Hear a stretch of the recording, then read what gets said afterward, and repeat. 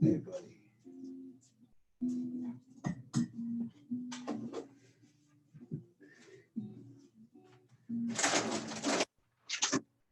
Achoo. Achoo.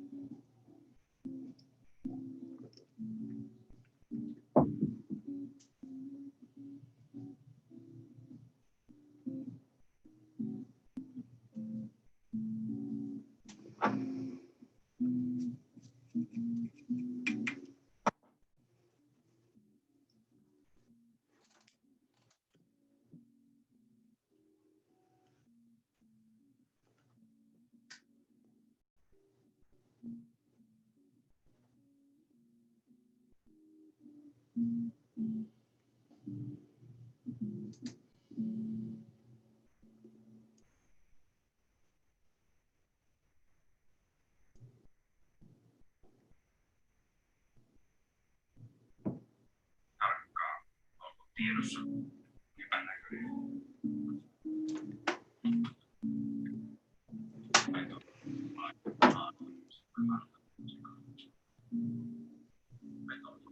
Kylmästä maassa on ehdottomasti voimakas musta.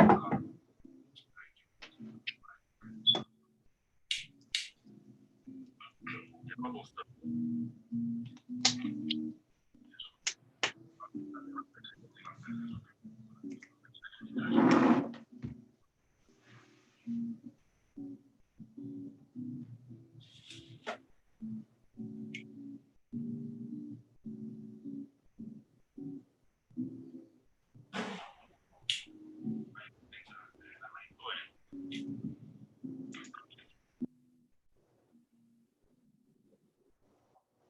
Onhan se tiukkaa, tosi väkevän tyylinen.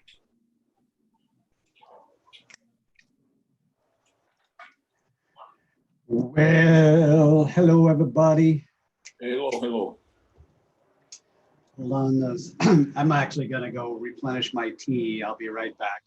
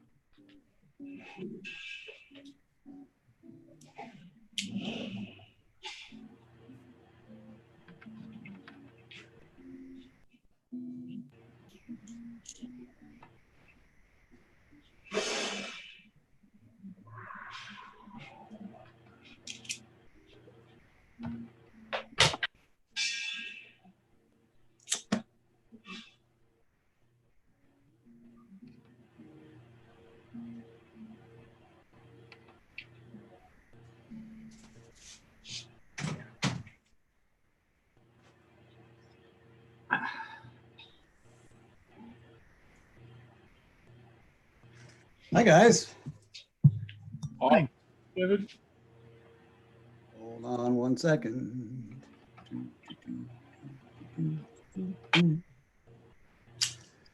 Um, Good morning, everyone. hey, Terry. Good to see you. Good to see everybody. I'm just looking around because I want to make sure that we're really streaming. We're really doing it. That can go off. Good evening, David.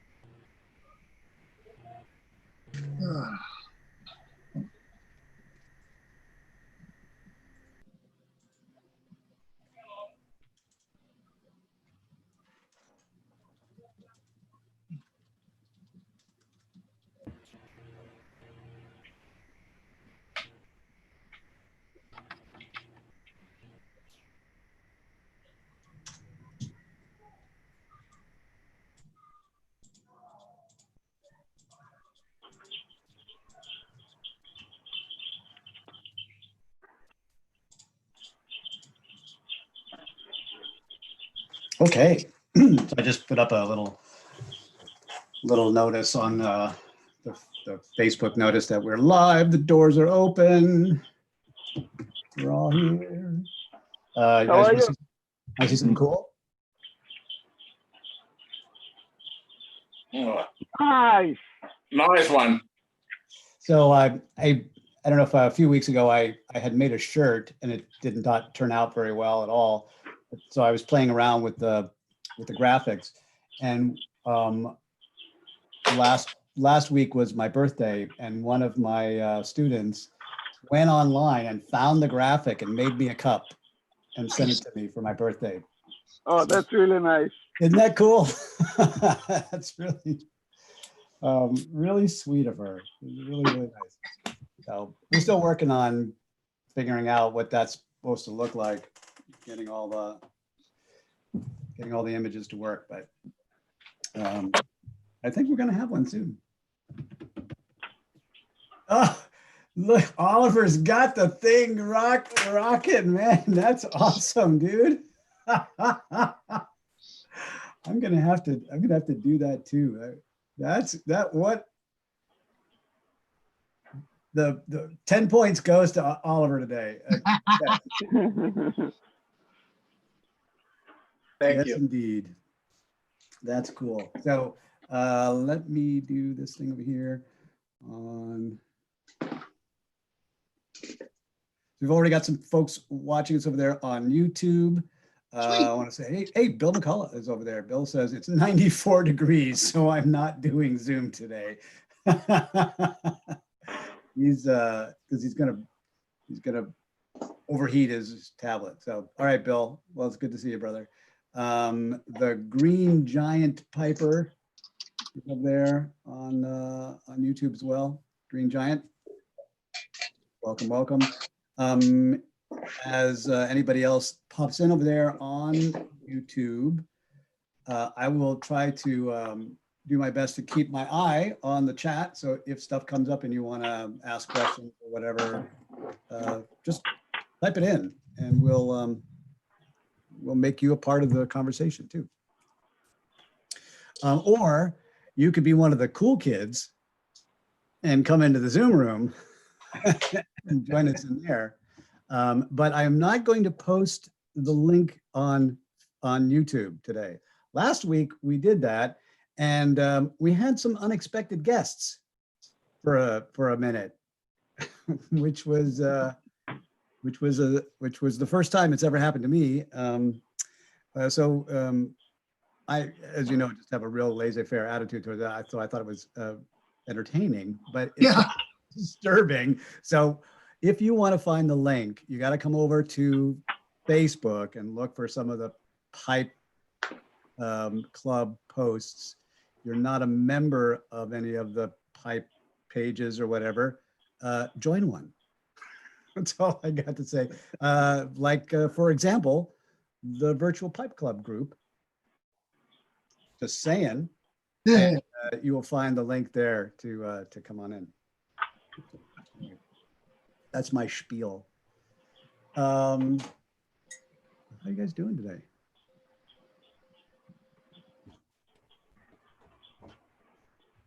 That's your cue to. Okay, let me start. So I'm smoking HU Haymaker, Virginia Flake, There you go. You were frozen there for a and second. I'm smoking it in this beautiful pipe. It's a unique shape. It's kind of combination of pot and bulldog with this beautiful stem. Made to my specifications by Tim Thorpe from Cherry Hill, New Jersey. Nice. Nice. We'll call that the pot dog. Yeah, Tim is a very talented young pipe maker from New Jersey.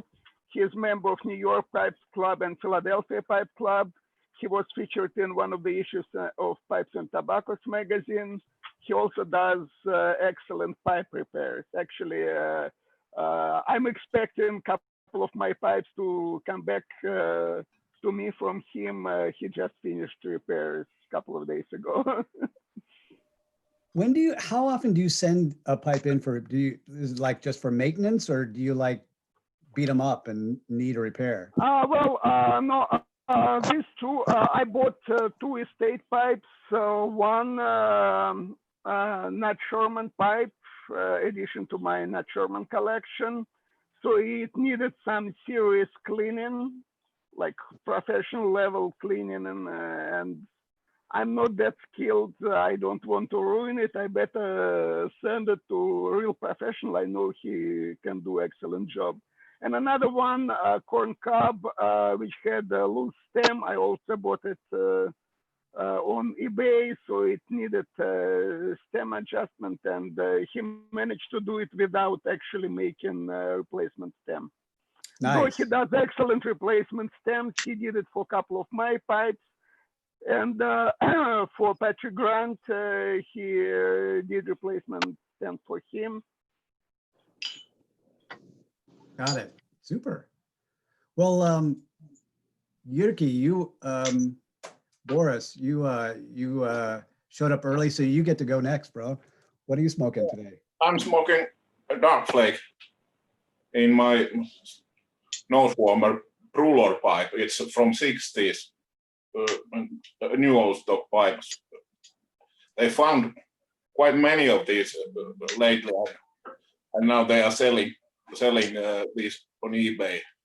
Cheap pipe, but most Nice. And Dark Flake. Dunhill.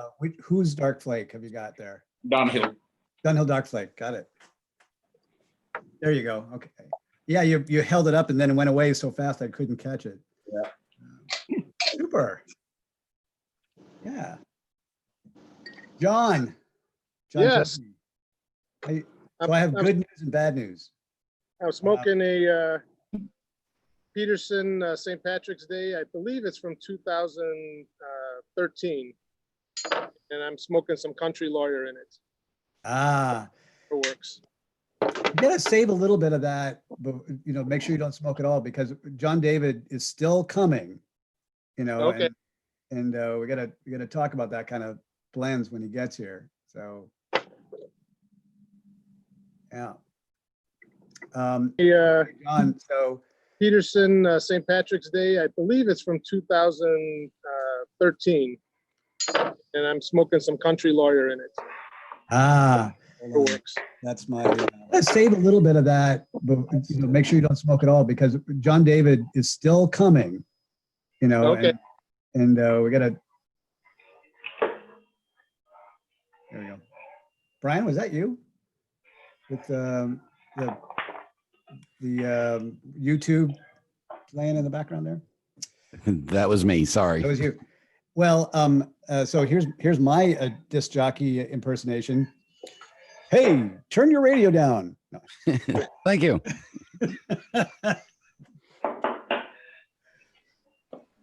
When I was a kid, you know, we used, this group is old enough, there might be one or two of you, I can say this. So children, once upon a time, there was this thing called radio. And you actually called in and talked to somebody on a telephone and requested songs to play. And then they would tell you, turn your radio down. Oh, yeah. Yeah, you guys remember that. Yeah, back then the telephone was a thing you talk into, not look at. Right, right. You actually. And it was spoke usually to one. attached to the wall.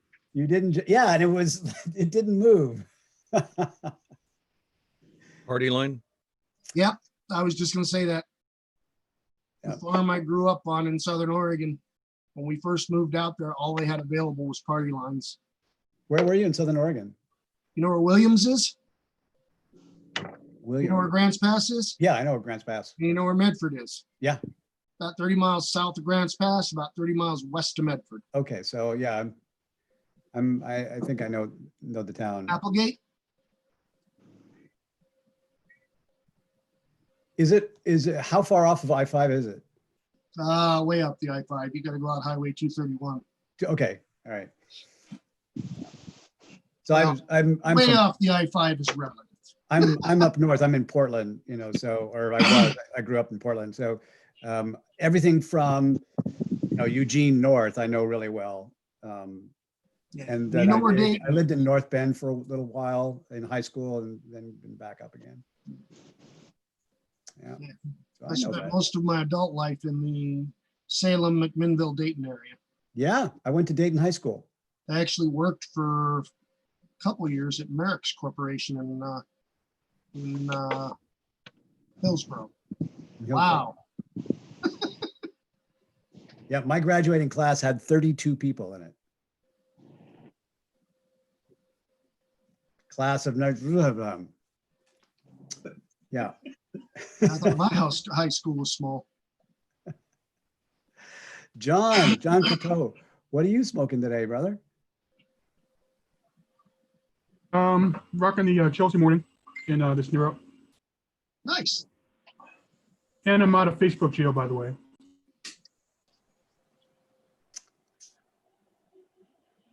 Well, I am, we're still, we're just a little bit over. So we'll be joined by a few more people. I'm positive. I am doing something, I'm celebrating with you guys today. I talked about it last week. And I said I would save it for today, but now I have a quadruple celebration. First of all, we have a fantastic guest speaker today. I'm gonna introduce in a second. Then Tuesday was my birthday. It's a milestone for me because I'm now older than my pop was when he passed. So that's a good sign. And then I got, some of you saw on the post, a new pipe from one of our members. Actually, and I asked him to put a church warden stem on it, so it's really awesome. But like this bamboo effect here, this is just carved out of the briar. So he did a fantastic job there. And then I also acquired through the black market an ancient can Nice. of Penzance, which I am going to crack open today, right now, with all of y'all. Nice. If you like good English tobacco, you'll definitely enjoy it. I do like a good English tobacco, and assuming that it's, you know, not become a science experiment in there, because it's old enough to have some rust on the side there. So I'm, you know, we'll see what happens. If it's not too dry, it will be great. So anyway, all that together, I'm celebrating with you. Thank you for being a part of it. So you might have seen a few changes to the Facebook page. I just want to give you a heads up. Not like it matters at all. But Oliver has been super, super helpful in helping to like get me focused on some things we've done. So we've changed the nature of the Facebook group from public to private. Doesn't affect anybody who's here, but it does sort of provide a layer of privacy or, security, I guess, or at least, people won't be able to randomly come in and grab our names and information and whatever. Just new members have to be approved by admin. That's it. Yeah. That's the And, only and difference. so, and Brian Levine, this is our only real rule as far as that goes, and that's don't be a dick. I'm so, out. Gotta go. Okay, so I always say that at the outset, and all of our guests, to a man, have said the same thing. It's like, okay, I'm out of here, man. Yeah. But yeah, so we're trying to, and I think we're just attracting really mellow people. But in case you come back to the group page, and there's different kinds of like we had some people posting their businesses on the group page, which is, like, I get it. It's like, you got a business you want to promote, but they weren't really active members of the community. And I thought that's kind of spamming in a way. So we still want to open up if you've got tobacco to sell, pipes to trade, like I'm all about that. But the guidelines will be laid out specifically, and it will say you must be an active, participating, contributing member of the community. Otherwise, your posts will be taken down and you will be summarily shot on site. So that's the rules we've got going. Oh, by the way, David. Yeah, John. Just a reminder to everybody, Sun Bear Wednesday. Yes. Oh, yeah. We're going to be putting up a notice on the page, and we can do an announcement. So where's the link to this information? I didn't find anything on the Cornell and Deal page. Yeah, it was on Cornell and Deal, and it's been on Smoking secret. Pipes as well. In fact, if you go to Smoking Pipes website right now and look up Sun Bear, it says it's coming on. A whole lot, but you tell me.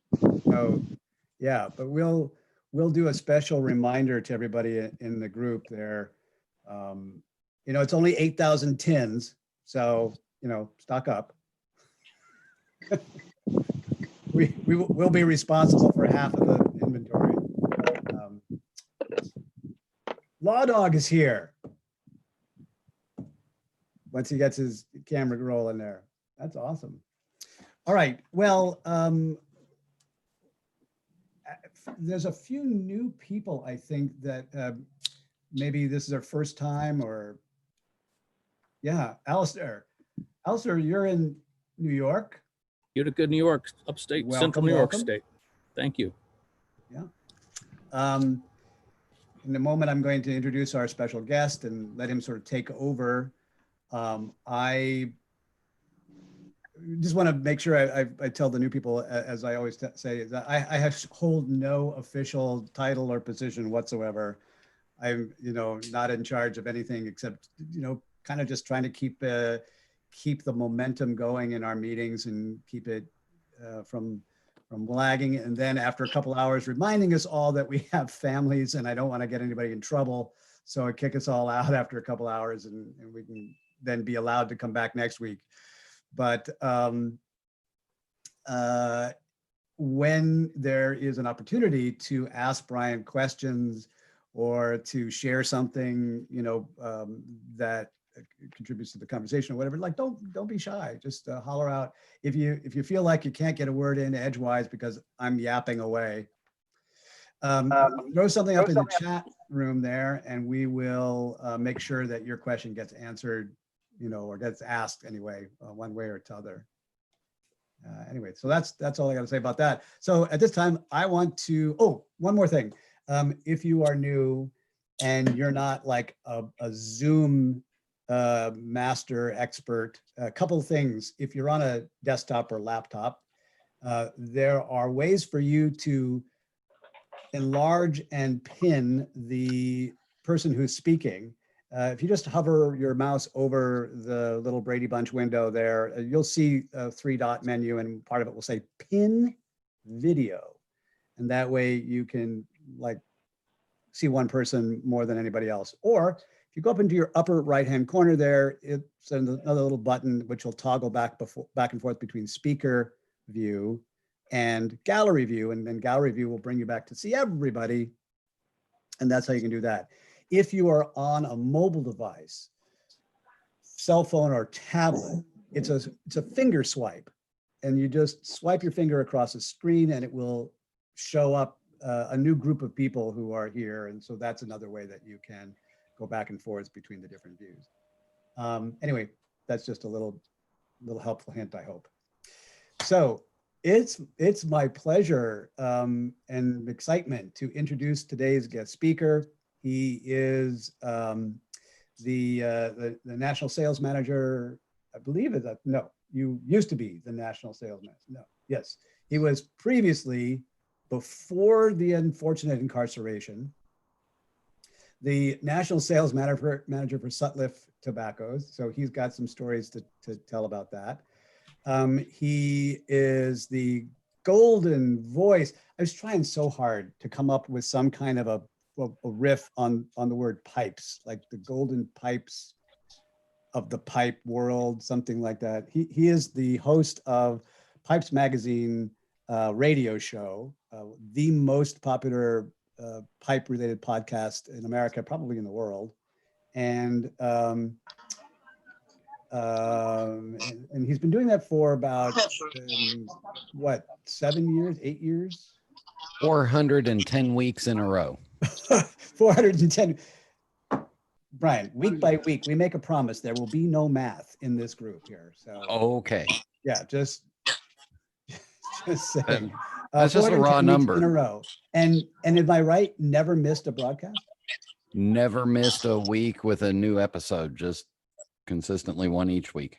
That is really awesome. So anyway, in that 410 weeks, you can imagine how many different guests and how many different topics he's had a chance to talk about. So I'm sure he's got a ton of stories to share with us. Brian Levine, please welcome everybody. Brian Levine. Thank you. Thank you. Anyway, take it away, sir. Tell us your life story and the story of Pipes Magazine. Yeah, so I was born in San Francisco. It was a long, dark winter day in October of '67. I was born in San Francisco to two hippie parents that were going to school, and now I'm here. End of story. Thank you very much. Any questions? No. So for those that don't know, I'll give you my I call it the superhero origin story of how I got to where I am. I'll give it to you in about 2 minutes. I have always had a fascination with smoking, with tobacco, whatever. Yeah, with smoking legal products, because that's important to understand that I got into smoking because my friends in high school in Los Angeles in the 1980s were not into smoking legal products. But then you fast forward to 1993, we moved to Las Vegas, and I'm the only smoker in management of the retail department at the MGM Grand as we opened that 5,000 room hotel and casino and theme park. They put me in charge of cigars and cigarettes for the casino, and that kind of began my path. I'd already smoked a pipe once before. I'd already smoked cigars a little bit, but that kind of put me on my path. And then from there, I ended up, the retail department fired me, and then the casino put me into business for myself, managing their cigars and cigarettes. And then I did that for a couple other casinos. And then I went to work for a retail store and managed them. And then that's in '96 is when I really delved into pipes, because that independent retail store in Las Vegas had a pipe section. About a year later, I got approached by a headhunting company that was called 221 Baker Street headhunters to be a humidor manager for a new company that was opening up in Las Vegas. And that's when I went to work for Alfred Dunhill, managing the humidor, which is all the products, all the smoking products for that 1,000 square foot location. From there, my wife kindly decided that it was time for us to leave Las Vegas. And for those of you that are young and don't think that your wife knows everything, listen to her, please, and just know that you may not understand why, but she knew exactly what she was talking about. And we moved back to LA, and then I worked for Dunhill at the same time in Los Angeles, in Beverly Hills on Rodeo Drive, fancy people, old store. At the same time, I got a job working for a company called Hulko Roar. And Hulko Roar was a wholesale importer. And the brands that we carried in 1998 when I went to work there were on the pipe tobacco side. We were the importers for Orlick, A&C Peterson, all the Dobie Foursquare product, Peter Stokeby bulk tobaccos, World tobaccos.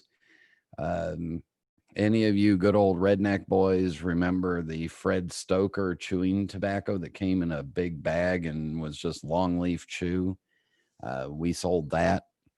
The pipelines that we had were Peterson, Nording, Camoys, Joby, GBD, Pioneer Mearshams, Butch Shoken, and Costello, just to name a few of the pipe brands. I mention that because when I first went to work there, they said, you know what, go in the back and there's 2 big boxes of damaged pipes. I want you to go back there and pick out a pipe or 2 of each, just so that you get to understand what each pipe is like. That's my Costello Sea Rock that I dug out of a damaged bin in 1998 working for Hulko Roar. And I still have it. It's the oldest, longest existing pipe in my life. And I'll probably never part with it. But again, at that point is when I met a very fascinating fellow named Peter Stokeby. And one of the things that, and this is kind of when you go through life, you find these game-changing moments and you don't really know when they are, but you don't know them when they happen. But meeting Peter and Peter kind of taking me under his wing and me being his in-house support person kind of changed my life, because Hulko Roar went through some mergers with a bigger cigar company and became dramatically more cigar focused. I had really found out at that point that by 99, I really liked the pipe people and the pipe world much better than the cigar world. I always describe the two as the cigar, the pipe world. If you're, I'll pick on watches. If you're wearing a watch, the pipe guy wants to explain to you the history of the watch and why it's special to that person. The cigar guy wants to tell you how much the watch cost and try to impress you with that. So I went down this path where Peter Stokeby ended up opening up their offices here in the Charlotte, North Carolina area. And Peter wanted me working there. And I worked for Eric. I was the pipe tobacco guy in the company. So for 5.5 years, including the last almost 3 full years of Peter's life, I worked real closely with Peter doing all the pipe and pipe tobacco, the pipe shows and the trade shows and the retail events. And when somebody like Peter Stokeby walks you into a room with your arm around him and introduces you to everybody as his adopted Italian stepson, which was just a little satire on my natural Jewish heritage, it automatically gave me a ton of street credit. So from working for Peter Stokeby International for 5.5 years, I went to work for the trade show, the RTDA, the IPCPR, and now whatever the hell it's named this week. I worked there for 3 years. for about a year, a little bit over a year. I was the general manager at a very small company called smokingpipes.com. And then from there, I opened up the Brigham USA office, which ended up merging into the Sutliff Tobacco Company and McBaron. And then 2.5 years ago, I said, you know what? I woke up and I said, I'm almost 50 years old. I've been very lucky and I'm not having as nearly as much fun as in this industry as I want to. So I said, forget it. I'm done. And I kept the podcast going because I love doing the show. I love talking to the people, meeting the people. And it was a way for me to stay in the industry, but more as a hobbyist and less as a pipe. Yeah. Less on the inside and more on the hobby side. And then 2 years ago, I decided that I was going to become a part-time travel agent. So I am an independent vacation planner, which is not doing much right now at all. Thank you very much. I often tell people that, you know, really, if you want to make money in an industry, you should pay me to stay out of it. Because the travel industry has had probably some of the roughest couple of years with, cruise ships having problems and countries killing American tourists and so on and so on. But anyway, that's what I'm doing. There's the short bio on how I got here, and I don't know where else to go from there. But that's kind of my superhero origin story.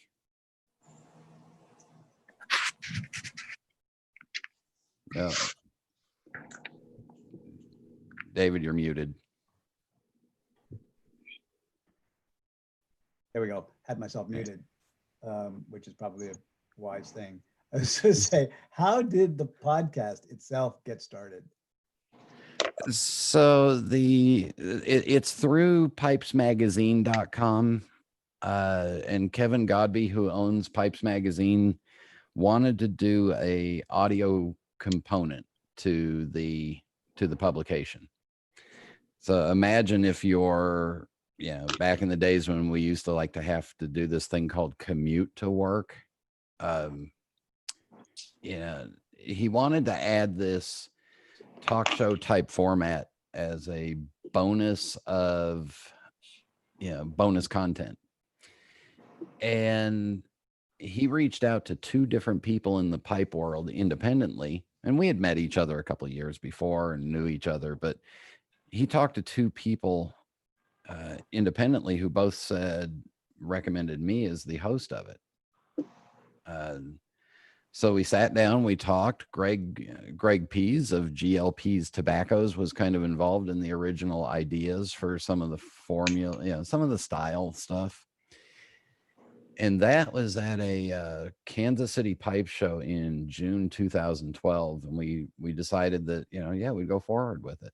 And again, the idea was, to just bring some of the characters of the pipe and tobacco hobby and the industry forward. Bring the personalities out.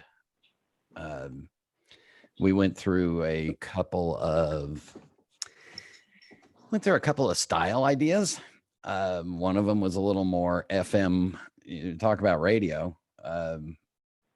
Anybody remember the dirty FM morning shock jocks? Hey, good morning, everybody. Get up. Time to get the beep. We teased that style a little bit. We teased a style that was a little more, NPR coffee shop discussions.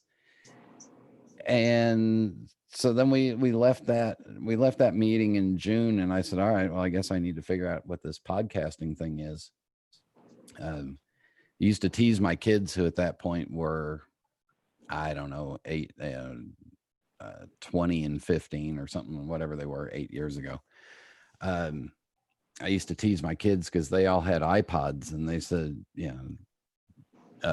I didn't have an iPod or anything or know anything about it, but I was going to be on iTunes. And so I'd tell the kids, I may not have an iPod, but I am an iThing.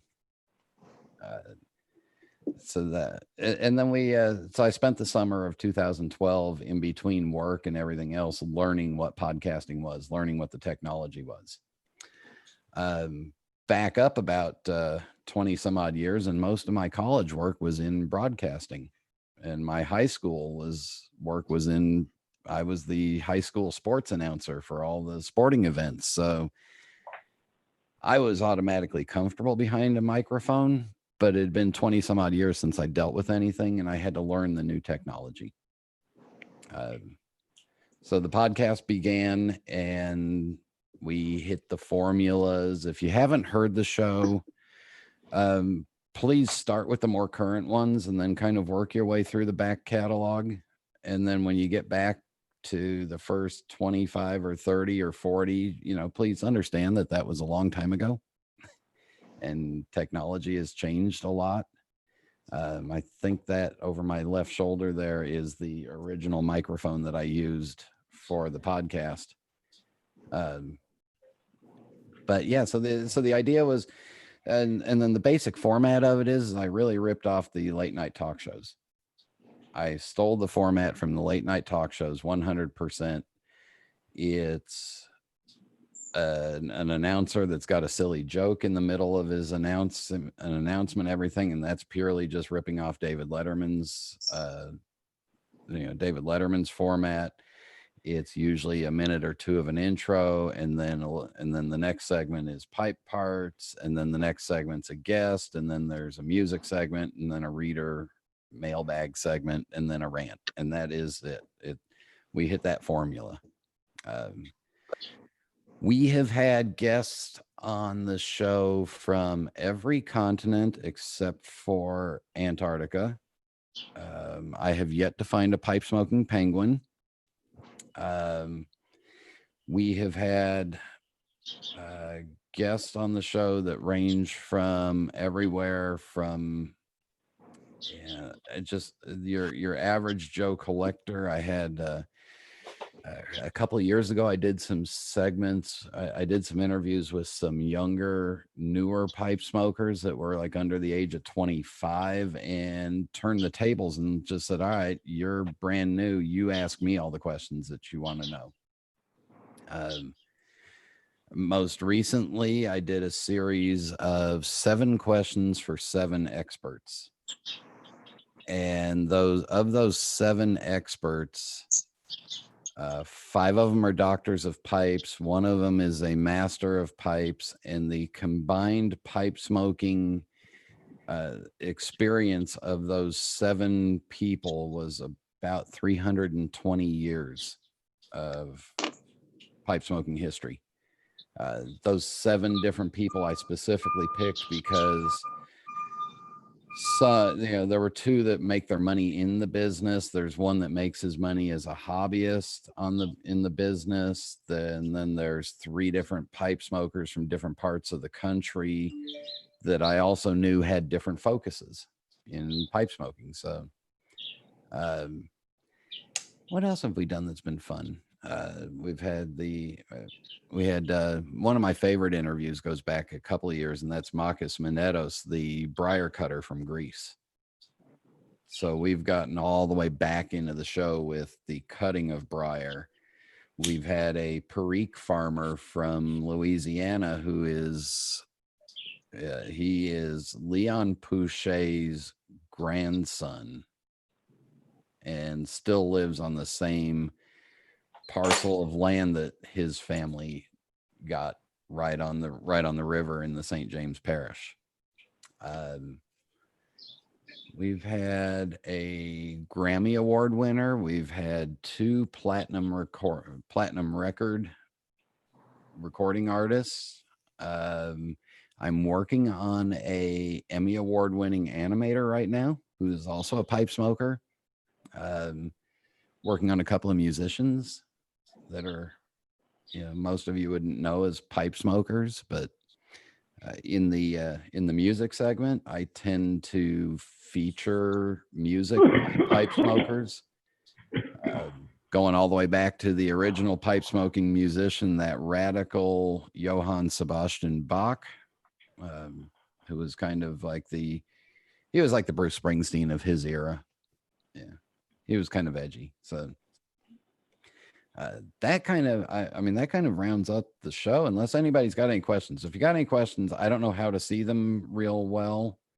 There's a little chat thing down here, but if you got any questions, just holler because I don't Todd know. has a question. There we go. Just Yeah. holler out, guys. If now I went ahead and muted most of us just because of the feedback and it when your microphone goes on, you might take over the cameras. But you know that you can turn your mics back on anytime. Just holler it out there. So Todd, I can see in your face you have a question. I do. I've got some fans going. Is my speaker okay? Are you guys getting interference? No, you're good. Good. So, David, thank you for the segue with your tobacco, because I've got a question about Penzance that maybe Mr. Levine could address. What is up with that whole supply chain thing? I had a couple of years trying to track down my first batch of Penzance, and it wasn't in any of the brick and mortars. I've called all the big cities, wound up talking to Josh Weiser over at Arango, and that guy was really good at answering questions without answering questions, because I wanted to know what is up with that. You know, all of a sudden, when eBay was still selling tobacco, you would just get tons of this stuff showing up at a 300% markup. Yeah. So you probably have a more concise and informed history background on that. And I'm not restricted by working for the company that imports Germain right now either. So the Germain family they've got a very small facility. They're on an island that is pretty much, you know, physically built out as much as possible. So they can't really add on to their facility. So they've got limited space. They've got limited machinery. They've got limited production capacity. And they've got limited interest in producing more because of all that. So they won't compromise on the quality. They won't sub out part of the work. They still buy their tobaccos the same way. They bring them into, I believe it's the Isle of Man, and they still age and process the same way they've been doing 50 years ago, when they were a very small cottage industry thing that really Mike Butera kind of put on the map with the Esoterica lines. So they really can't expand their production. They can't push it anymore. And on top of that, I don't think financially it would be feasible for them to really push it anymore. How long would this increased demand last? Yeah, if you spend X amount of money to add more machinery and add more space and add more storage, you know, then you get up to the demand level. Does it drop off afterwards once it becomes less desirable or less hard to get? That part of it, I really got the whole supply and demand thing. And I know that it wasn't always in such high demand. I guess my question is, or was, how was it that, you know, all of a sudden eBay, there would be none, and then all of a sudden it would be flooded and people are selling this stuff, but it doesn't wind up in the brick and mortars? I guess, you know, somewhere from where it left Europe it got here, and then how did it get?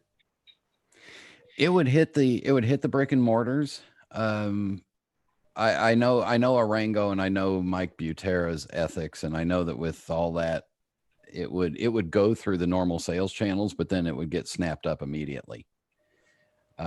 We were starting to run into some of this when I was at smokingpipes.com with a couple of items where we had people that were on wait lists, and we just had to say, you know what, we can't manage these wait lists.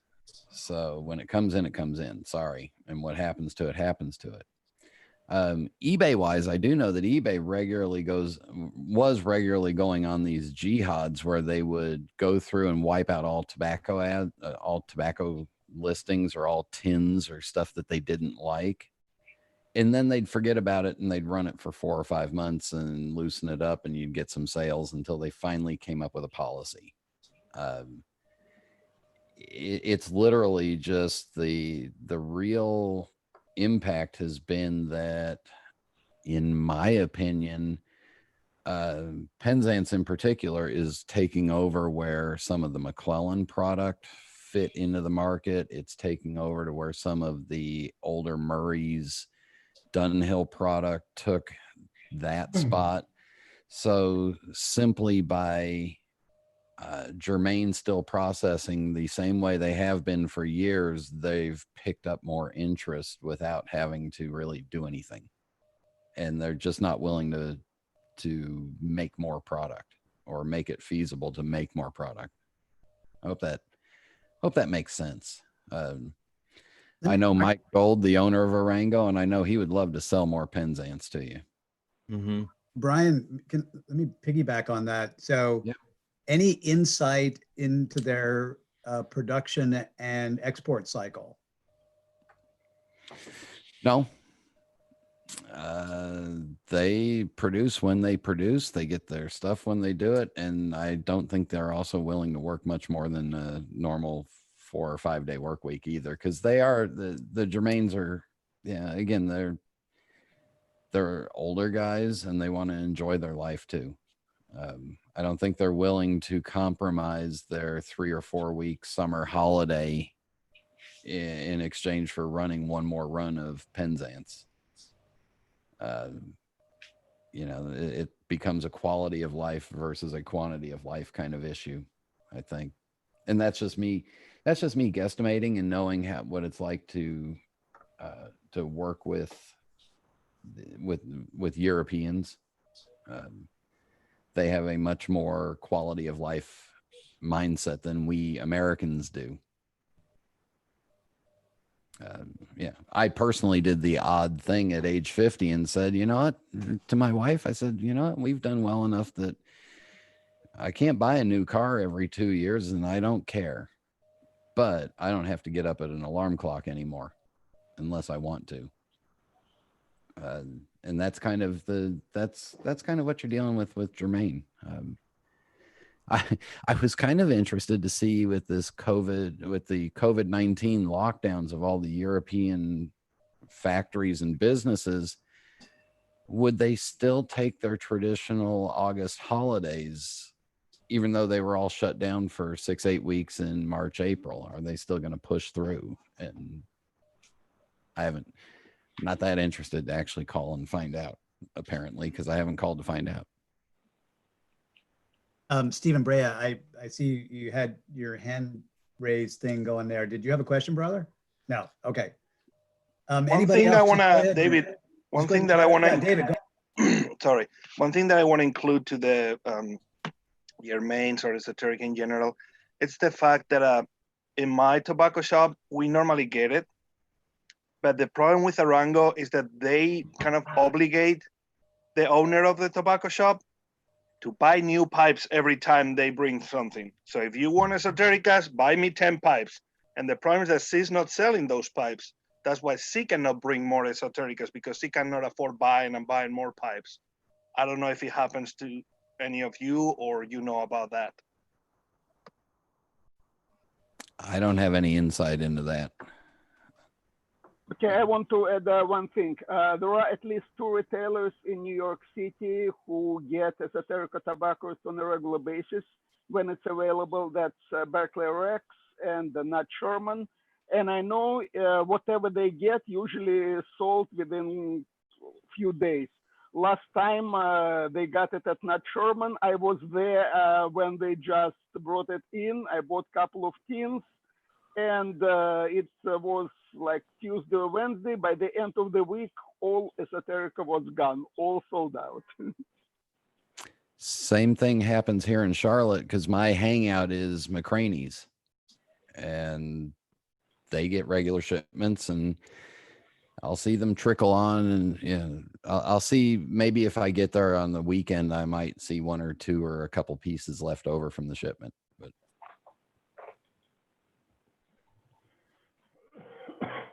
Or sometimes they only allow you to buy one at a time, or one tin or a bag. They write down your name and say, sorry, you already bought this. You are not allowed to buy it within like a month if we still have some supplies. You know, it's funny. I looked for it and I wrote about this on TR Tobacco Reviews. I looked for it for a long time, and I finally broke down and bought 8 ounces of both the Penzance and the Stonehaven online, and paid, exorbitant amounts of money for it. And within a couple of days, I got a call from the brick and mortar down here in San Jose, Mission Pipe Shop. And the guy says, yeah, we got a pound of Penzance, we got a pound of Stonehaven. Are you interested? It usually takes me 20 minutes to get down there. I think I got there in 7 minutes. I paid $55 for 8 ounces of Penzance, both of them. I got, a pound of Penzance and a pound of Stonehaven for like $225. So I'm good. It's just before I was able to stock up, it was such a racket around that one single tobacco. the same racket was happening with the, what was it, the Balkan Sassini relaunch? Yeah. And Todd, I got to say, first of all, you've got a great voice, but even better, I love that shirt. That is the quintessential Genesis album, and forget all that stuff with what's his name, the drummer. Yeah, that was the soundtrack to my high school years. Yeah. And that's part of the fun that I have with music, is that you can just turn on music and go back into wherever you were when you first heard it. Yeah, about the music, that's actually how I realize how old I am. When I hear songs which I remember as new on the oldest station. Yeah. I have a real problem with music in that my father-in-law and I have almost identical taste in music. And so my wife, every time I put on a record, she's like, I just can't look at you right now. I can't put those two things together. But you know what? Let's talk about, since the topic came up, can we talk about the music segment on your show a little bit? Like, yeah, sure. Like, can you dive into that a little bit deeper? Like, what is it that puts pipes and music together that should be on the same show? Or is it just about you? It's really, honestly, it's really about me. It's really about the fact that I like all kinds of different music for all different types of reasons. It's also a little bit about that I like the music segment in the show because it takes people, and sometimes when you're, if you've just listened to 45 minutes of people talking back and forth and it's all pretty quick and it's kind of a spot to pause and sit and think about what you've just heard, as well as maybe expose you to something else. And in my life, when no matter what I am doing, there is consistently music in the background. It may not be the primary thing that I am sitting and doing, but there is consistently some sort of music playing in the background, some sort of mood. And again, it's self-serving with the amount of Disney related music that I play on the podcast, but it takes me back to those places and those things. And I really do like, I'll catch myself when I'm around the house. I'll catch myself just stopping and getting into some music that's playing in the background. And just kind of forget that I was supposed to be working on something or doing something. But yeah, it's really just me.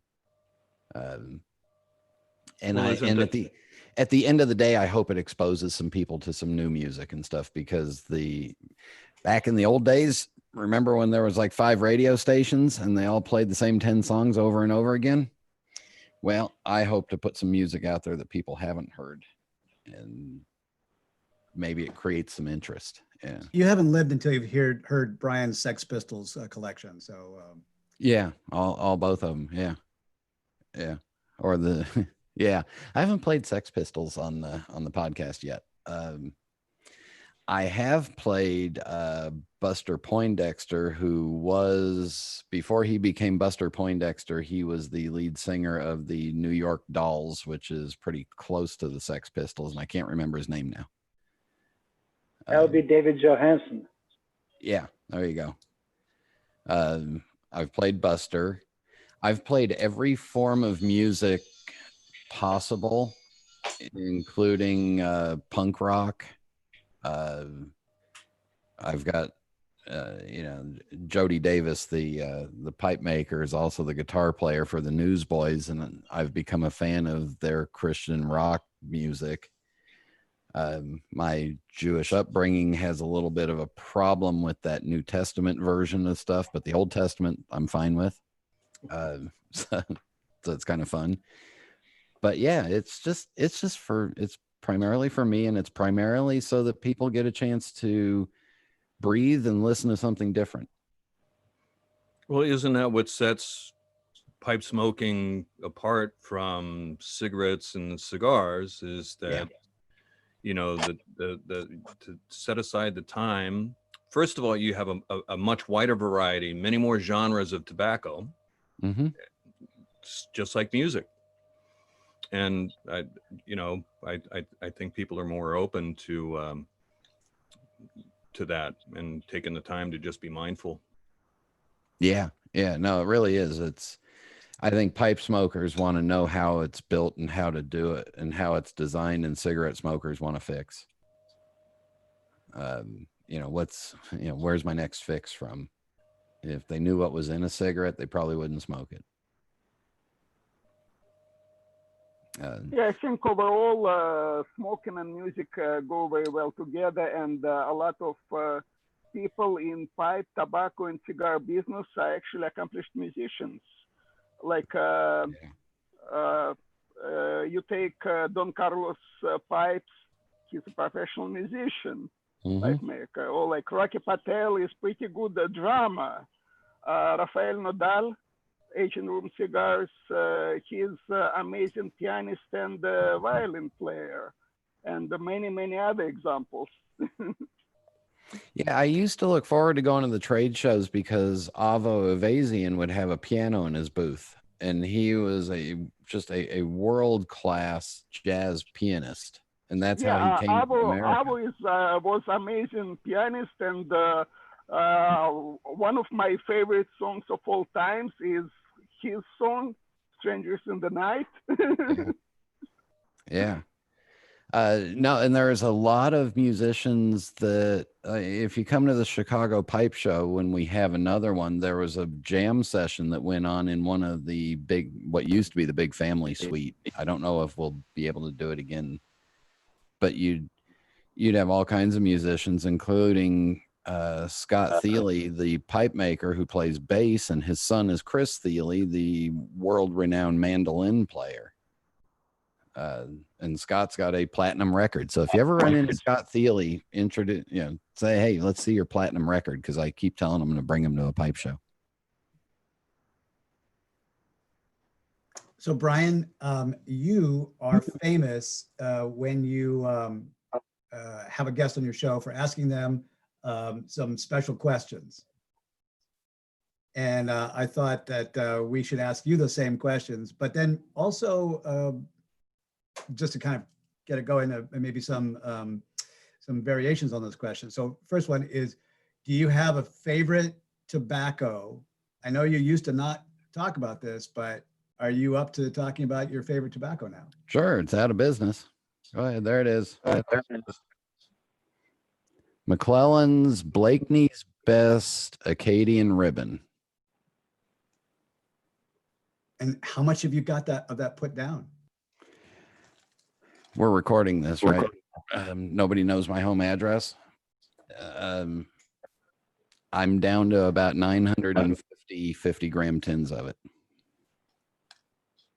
Now, Just right, we don't want you to run out and then, we won't see any more of Brian anywhere. But yeah, so let me back up before I sound like that arrogant elitist, don't be a dick snob that I am, because, I am. In 2002, I went to the Richmond Pipe Show and I stole one of Peter Stokeby's lines. One of Peter Stokeby's lines was, there was concern about increased taxation on tobacco, lack of availability of places to smoke, more and more restrictive stuff. So he would always tell people, tobacco is never going to be cheaper and never going to be more readily available than it is now. So buy it and stock up. Well, in 2002, I started regurgitating that line. I was in the industry then. I had access to tobaccos at better prices than most people would, but I took that to heart. And even though we were a young family and scraping by, when I would go and buy, Escudo was one of my favorites back then. I couldn't get it wholesale, but I could buy it retail from JR Cigar here in North Carolina for $4.50 a tin. So with that $4.50 a tin, if I wanted one, I bought two and I put the other one aside. All right. So understand, I've been doing this since 2002. When McClellan came out with this, it was about the same time that my daughter was diagnosed with type 1 diabetes, which remind me, I'll tell you the story about how wonderful the pipe community is. And I decided that it was going to be time to put down the cigarettes and support her and change my lifestyle to change and help her change. McClellan came out with this and it flopped. It flopped wonderfully, but I liked it. So this is the least popular McClellan product ever launched in the 2000s, and I liked it. Year to date, I consumed 1/4 of the production of McClellan's Acadian Ribbon from the Blakeney's Best line. 1/4 of it. 3 years ago now, when they were getting ready to close down, I was still buying cans with the 06 date on it because that was the last time they had done a tinning of it, was in 2006. So it's the least popular product they ever made, and for some reason, I like it. So I used to have these arguments with Mike and Mary. They used to say, oh, we're going to run up the prices. I said, well, if I quit smoking it, nobody's ever going to buy it again, so don't run up the prices. And then over time, I was buying, as I was smoking 1 or 2 cans a week of it, I was buying extra and buying extra and buying extra.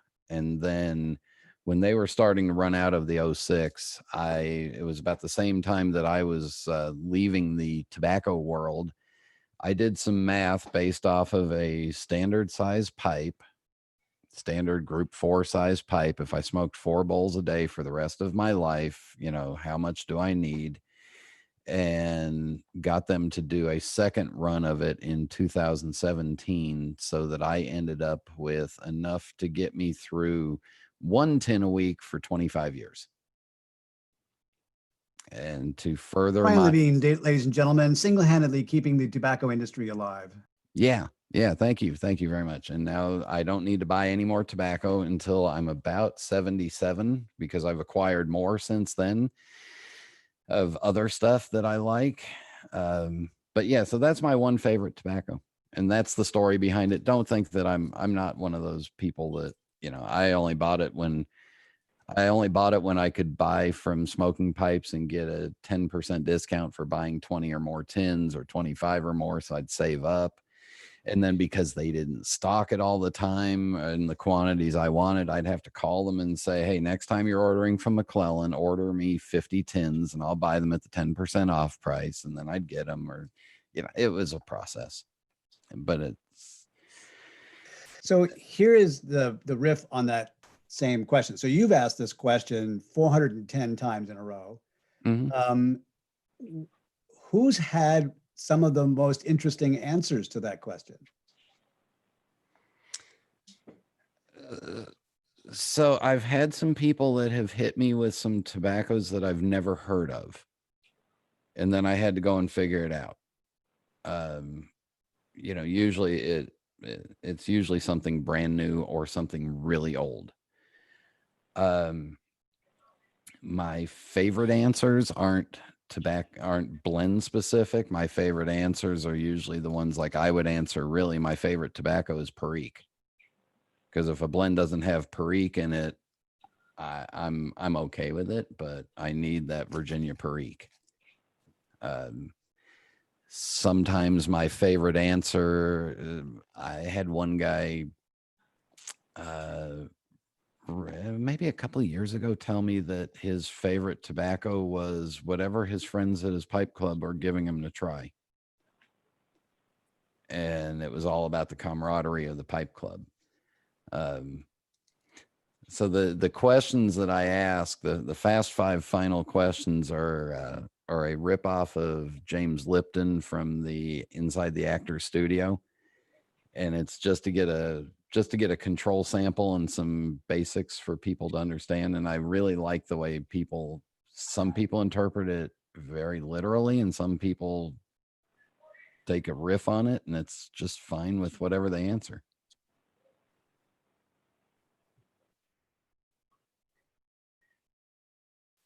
So another one of your fast 5 is favorite pipe story. You knew that was coming, didn't you? Yeah. I've got too many.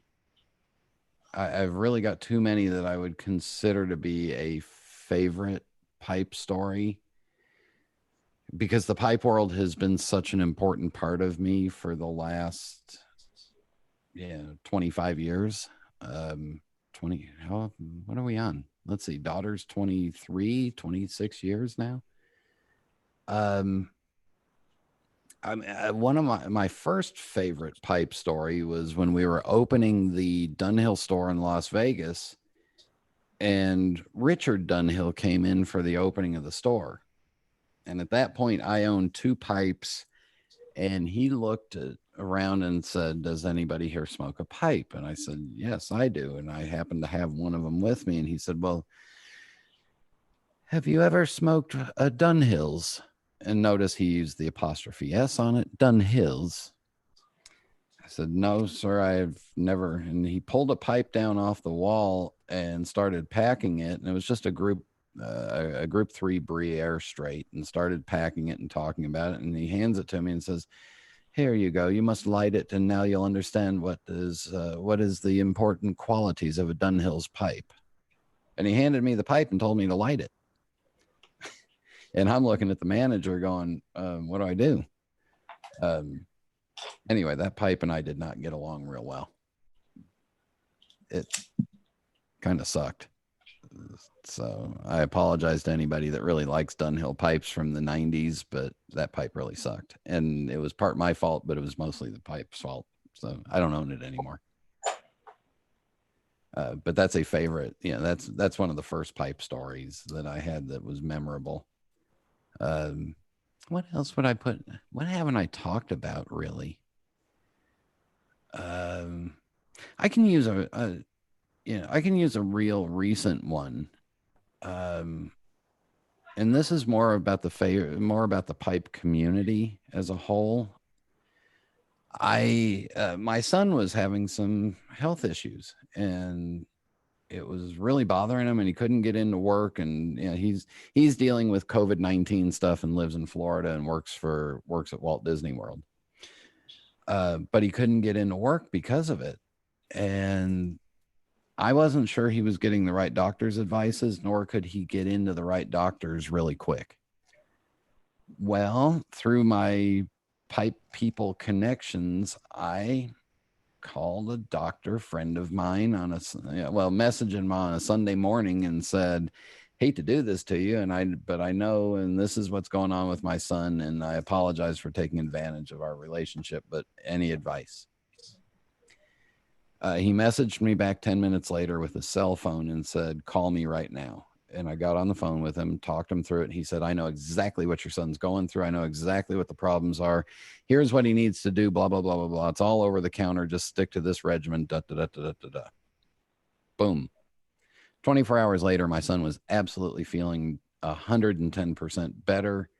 And it's all because I had a friend in the pipe world that was willing to talk to me and that I could reach out to. And that happened 12 days ago. It's I mean, where else in the I tell people, where else in the community can an undereducated, basically bullshit artist that loves tobacco run into somebody who is a world-renowned doctor, a world-renowned musician, a world-renowned expert on this or that? One time I was looking at buying a car with a little brain below my belt, and I wanted an Audi R8, whatever it was. Well, I know an Audi sports car expert in the pipe smoking world that I could pick up the phone and call and say, what should I pay? What should I look for? Blah, blah, blah, blah, blah. So, Did you buy the R8? No, that little brain below the belt got quieted by the brain that sleeps in the bed next to me every night. And rightfully so. That was a great commercial. The Super Bowl commercial for, I think it was 2016 with the David Bowie. They had the R8. Nobody saw that? Oh, God. Never mind. It's a pipe club meeting. It was one of the best commercials of the Super Bowl. They had it was an elderly gentleman who was part of the Apollo program, and then his son brought him out and put him in the R8, and yeah. I have to find it on YouTube. Yeah. Fellas, don't be shy. Brian is full of these kinds of stories. Go ahead and ask him, and anything else that you want to get more specific on, like Todd's great question about Penzance or anything like that. Brian's had his fingers in a lot of different aspects of the pipe world. I have a pipe question for you. Yes, sir. Of the pipes in your rotation, when you choose a pipe to smoke, several times a day, do you choose by looks, by brand, by performance? What's your choice? My pipe selection depends on the time of day and what I'm doing. I have pipes that, like, this is a little Ernie Markle billiard. This is one of the two pipes that travels with me anywhere when I leave the house. I picked this one up this morning to smoke because I hadn't smoked it in a week or so. And I thought, you know what, I've got a few things I've got to get done this morning. So I just need a lightweight pipe that in reality I can hang out of my face and pretty much still function with completely. And I'll do some show and tell, but you'll have to excuse my back as I turn it on you.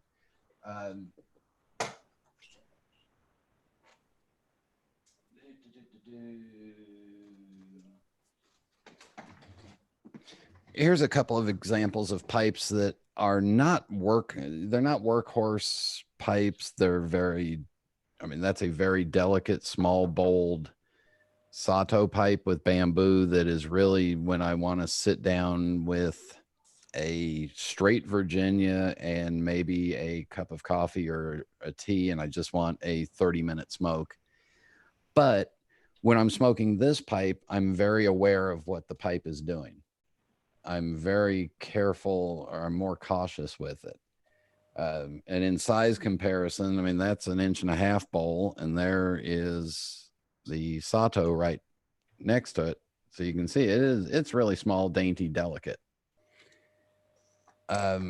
At the same time, and I just got this back from cleaning from the world famous Law Dog, because I saw him poke his nose in here. This is a Jody Davis volcano that is a big, I mean, that's, yeah, here's the two different sizes. Yeah. There on top of each other. This is, I'm going in the reclining chair and I want 2-3 hours of smoking. So it really depends on where what I'm doing and what is the next thing. This one would never get smoked while I was driving in the car. This one might get smoked while I'm watching.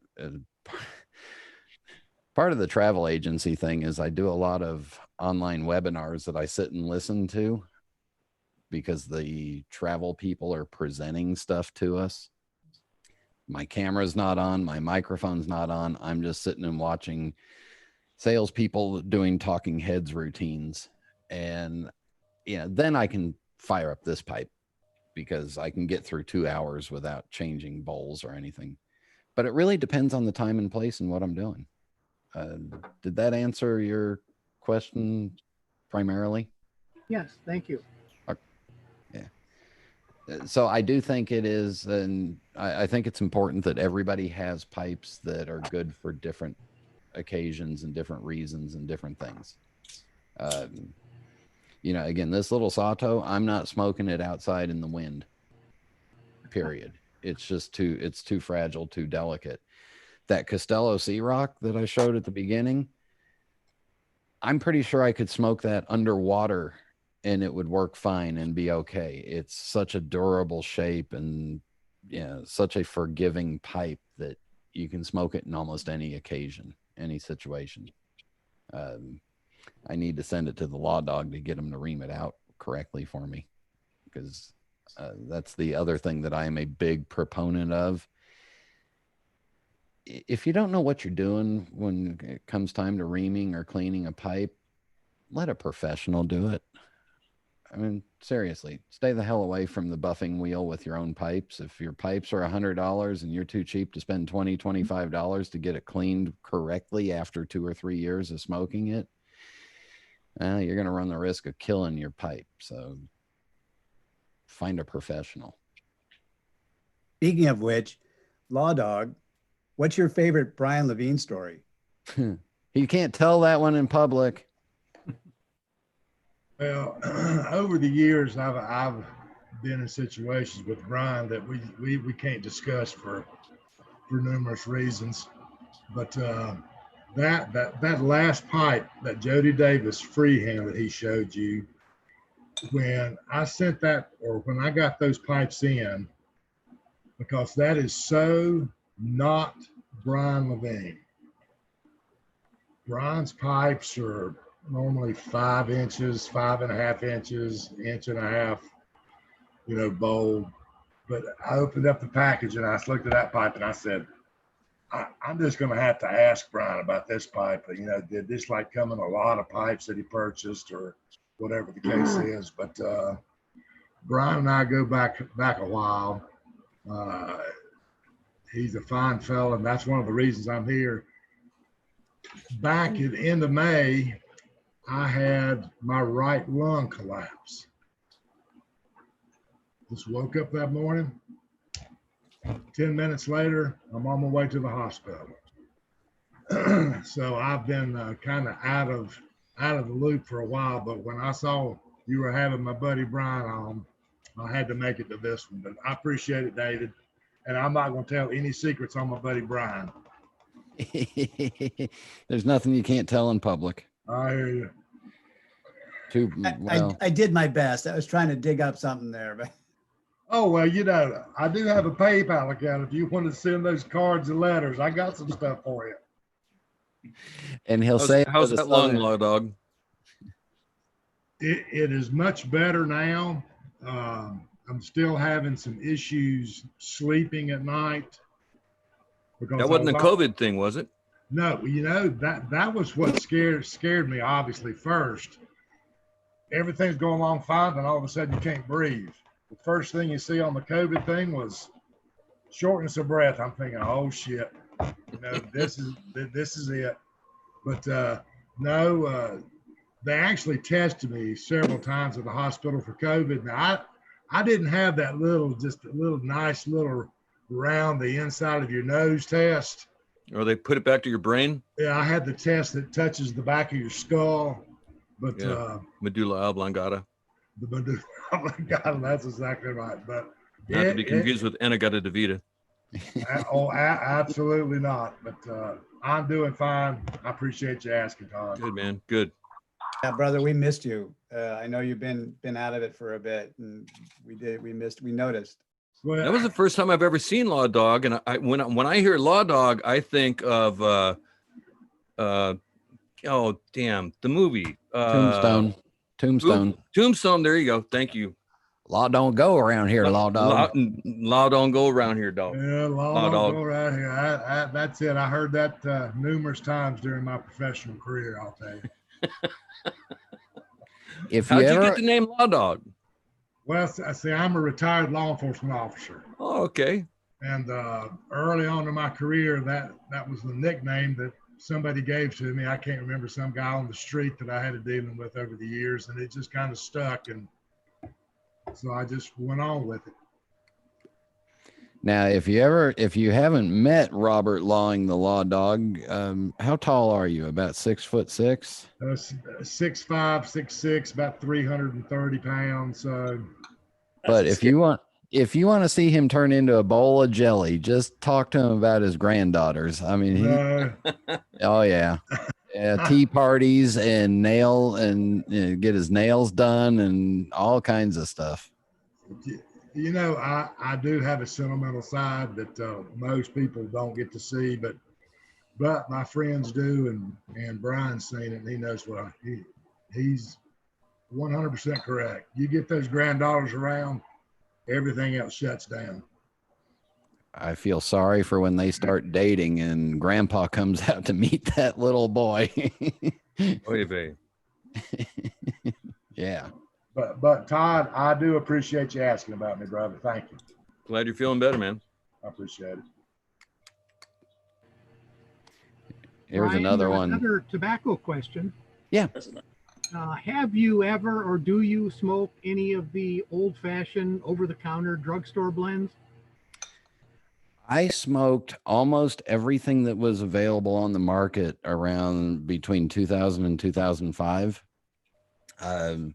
My great grandfather, who's my pipe cabinet back here, is actually my great grandparents. That's his China hutch from his dining room set that they bought in 1934 in Kansas City.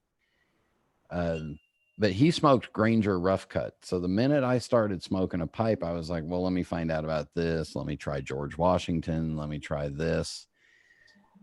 I will honestly tell you that if you can get some of the stuff that was produced in the 60s and 70s, especially some of the American Burley blends, Half and Half is a good Burley blend. I think I've got some Flying Dutchman around here somewhere. That's more of a Virginia Cavendish, but some of those old blends, that was just really good tobacco. Hey, and I eschew the aromatics, but I got to tell you that Sutliff Edgeworth Ready Rub match was phenomenal. If that's what the original Edgeworth was like, it was beautiful. Loved it. And that's the only aromatic that I'm really, they called Frogmorton Cellar an aromatic. I did, David's a big fan of the Molto Dolce. Yeah. Which is the aromatic that I love to hate. The only tobacco that will never dry out. And it's like Rice Krispies, man.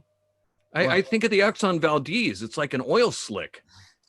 I have proof of the fact that I need to switch pipe stands for this I have proof that Molto Dolce will not dry out because we did a trade show in Las Vegas where I left a tin of Molto Dolce open during the entire trade show in Las Vegas in July. And for 5 days, that tin finally started to get a little dry towards the third or fourth day. But yeah, well, see, I smoke it because I hope that that will imbue itself into me and I won't dry out as I age either. that's also the worst commercial that I've ever played on the Pipes Magazine radio show.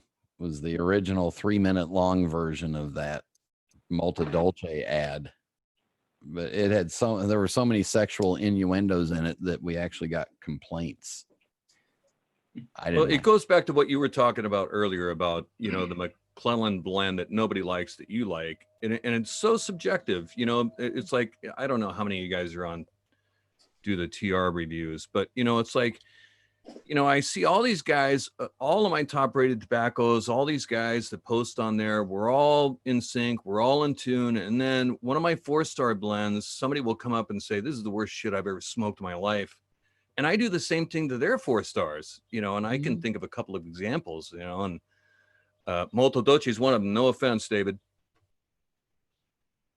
So here's my lifelong argument with that. And keep in mind, I have sold many tobaccos that I will never smoke personally because I just don't like aromatics. And even worse than aromatics, I don't like Latakia. I personally cannot smoke a Latakia blend, period. I don't like them. Don't even get them near me. I won't put them in my pipes. I won't even put them in my flower beds. I don't like the smell. But it's not that they're bad. It's just that I don't like them. So what is my favorite is mine. What's your favorite is yours. There's nothing wrong or right with them. It's just they work for us. And if a tobacco doesn't work for you or a pipe doesn't work for you, it's not that it's bad. It's just not working for you. So when people say, oh, you know, well, this is shit tobacco or this is bad or I hate this, whatever. No, you don't. It's just not working for you. It's working for somebody else. It's like food. It's so subjective. Yeah. Well, exactly. Yeah. And thank God there's women in different shapes and colors and, you know, thank God. Yeah. And, you know, if you're gay or lesbian and you find somebody that you love, fine. That's great. Do your thing. But it may not be my thing. And don't tell me my thing has to be your thing and vice versa. Yeah. Yep. Prime example for me, that Mississippi River mud, aged tobacco, whatever the heck it is. I hate it. And everybody around me just loves it. You know, they're like, this is the greatest thing that's ever been produced. And I'm like, you want my 3 cans? I can't stand it. Can't stand it. Yeah. My pipe club guys that I have little local gatherings with here, they look forward to when I show up because if I've done a blend review of something on the show or I've gotten a tin of tobacco from somebody and I've tried it and it's just not my thing, the first thing I do is walk in and I put all the tobacco in the middle of the table and say, I'm not leaving with any of this. And then they all start, you know, having little battles over it. Brian, I have a question for you. If I remember right, you say Escudo is one of your favorites. Is it? So why you love it or like it? Escudo was one of my favorites. Oh, one. Okay, got it. Here's the trick. Escudo's blend has changed over the years. I have about probably 25 I have about 25 or 30 tins from the past 5 years of production because I do enjoy it. Go back to those old white painted lid tins that have the A&C Peterson logo still on the lid. I might actually pay big money for those because it's a different blend. I think that the Scandinavian Tobacco Group did some corner cutting on that process because if you look at the stuff from, I was in the factory in 2001 and they ran the Escudo cutter for me. I mean, that's how personal I've gotten with Escudo. it's a different construction style. I do still like current Escudo, but I'm going to shock the hell out of most people and tell you that I don't like it if it's had more than 2 or 3 years of age on it. I like it more in that 2 to 3 year range. If it goes to 5 or 6 or 7 years, I think it just gets too bland for me. I like that punch of the Perique in it, and there's less Perique in it than there used to be. Yeah, well, this is why I like it. Here you go, Brian. I just opened a 12-year-old tin of Escudo. Yeah. Besides Les Perique, I think Virginia in New Escudo is different. I think it was different Virginia in the older version. Yeah. No, and blends change over time too. I just participated in a virtual what the hell do you call it? A taste testing of 3 different vintages of Orlik Golden Sliced. One from the 80s, one from 2005, and the other one from about 2 years ago. And I can tell you right now, my experience made me feel like that was 3 completely different blends that I was tasting. It wasn't the identical blend in different ages.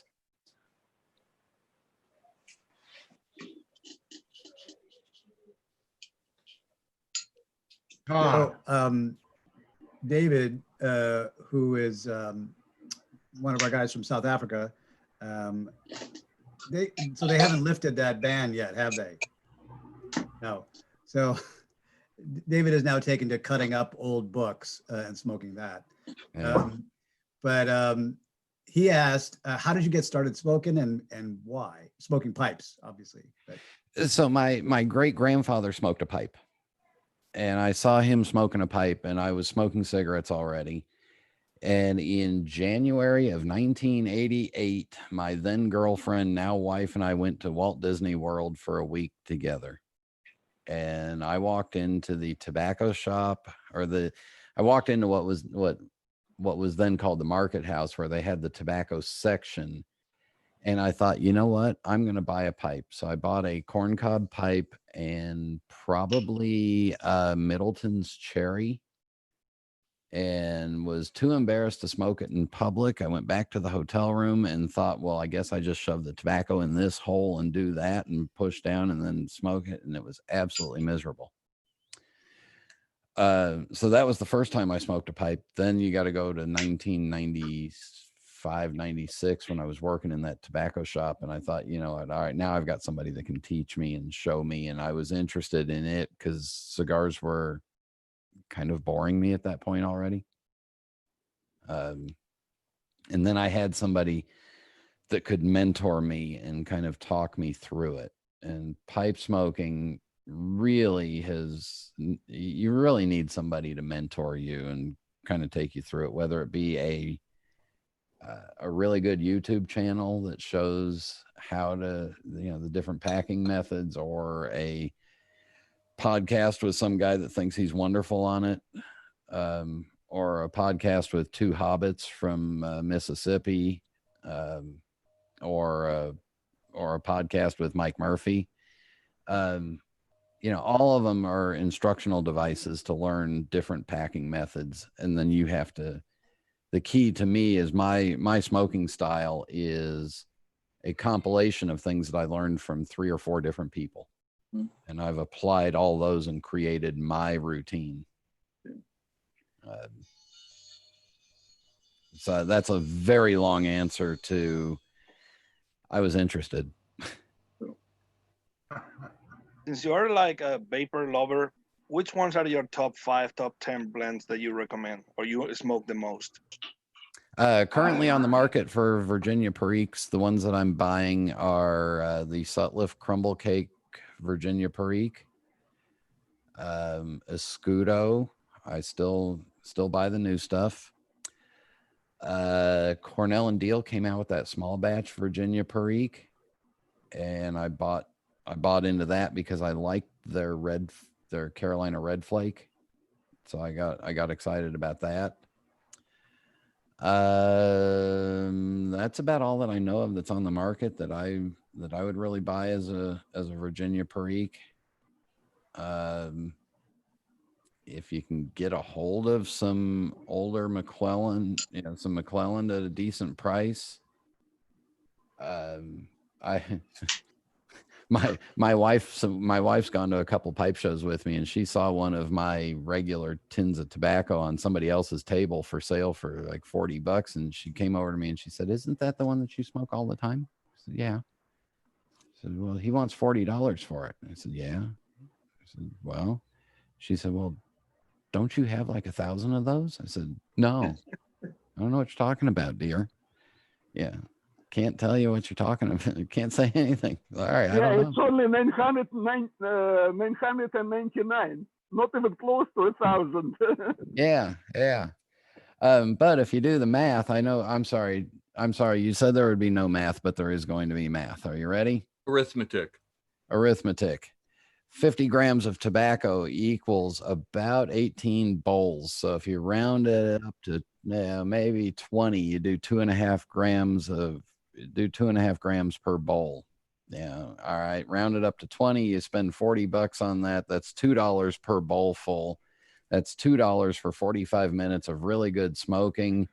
The lowest price premium cigar that I'm willing to smoke is like $6 for 35 or 40 minutes. Pipe smoking is still cheaper. Exactly. That's funny that you bring that up, Brian, and our stories parallel. I was hopelessly addicted to cigarettes, and then I got on the cigars that finally broke that addiction. But the cigars, when I found pipe tobaccos, there wasn't nearly as much variety. Some of the, I was smoking Arturo Fuentes, Aroma de Cubas for about $5 a stick for a Robusto.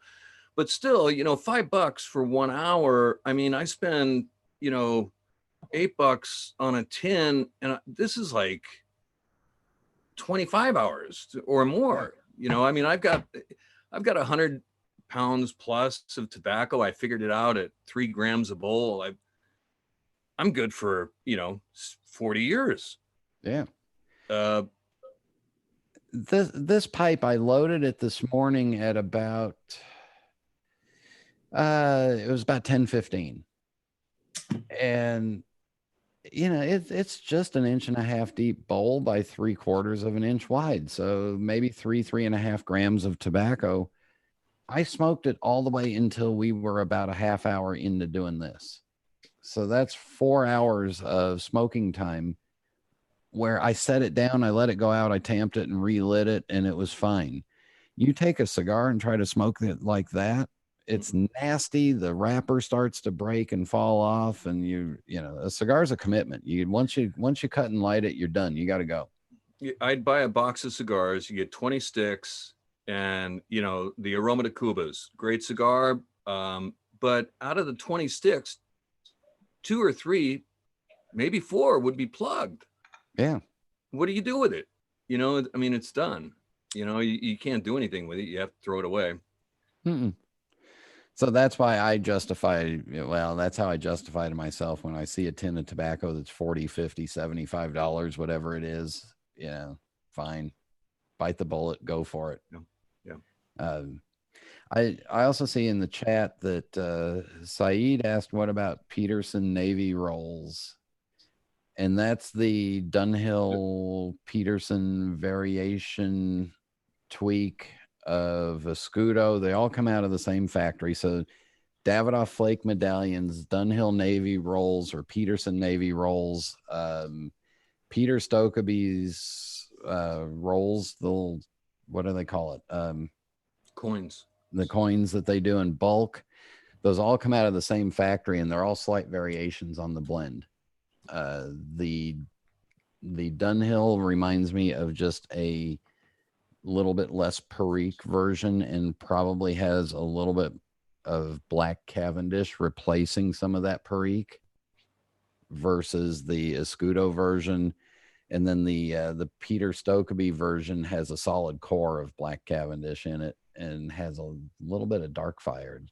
So they're just slight variations on the same theme. You know, and I always favored the Dunhill, but you know, and as I'm smoking the Escudo and the Dunhill, I'm thinking this is ridiculous. I mean, they're splitting hairs. I mean, I like the Dunhill. What the hell is the difference? I mean, somebody else is going to like the Escudo, which is it's pretty well split. But they're both great. Yeah, and it's finding the one that's the right mix for you. Gotcha. Todd, what name do you use on tobacco reviews? Inculcator. November Kilo Uniform. Hold on, I'm on my third cocktail here. NKULK8R. Inculcator. Thank you. And you know, I've got I think 80 reviews, and you know, Jim Amash, you know, Jim Inks, he's got I don't know, you know, 25 million reviews. Yeah, we know Jim. You know, and I was thinking maybe Brian was going to bring him on the show, the animator. I've had Jim on twice. Oh, sure has. I missed it. I've only been doing this for 6 years, man. 4 or 5 years ago. Well, if you'll go back to the Pipes and Tobacco Magazine website, go to the shows, you can find all the old shows there. Yeah, go on to pipesmagazine.com. All the entire archive is there. You can get it on iTunes, Spotify, Stitcher, iHeartRadio. On Android, it's on a couple of things. We're on Google Play. And if you go back to the beginning and push play now, it'll be about 435 hours before you're done. Wow. I'll share with you guys a message that I got recently that I haven't said anything about on the show, and I'm going to see if I can find it and get it verbatim. Where did he go? There it is. And I'll leave his name out of it so that he doesn't get... he said to me on Wednesday, hello, Brian. I just wanted to let you know how much I enjoy your radio show. I have PTSD and I get very anxious, so I play your radio show before bed and all my problems seem to fade away.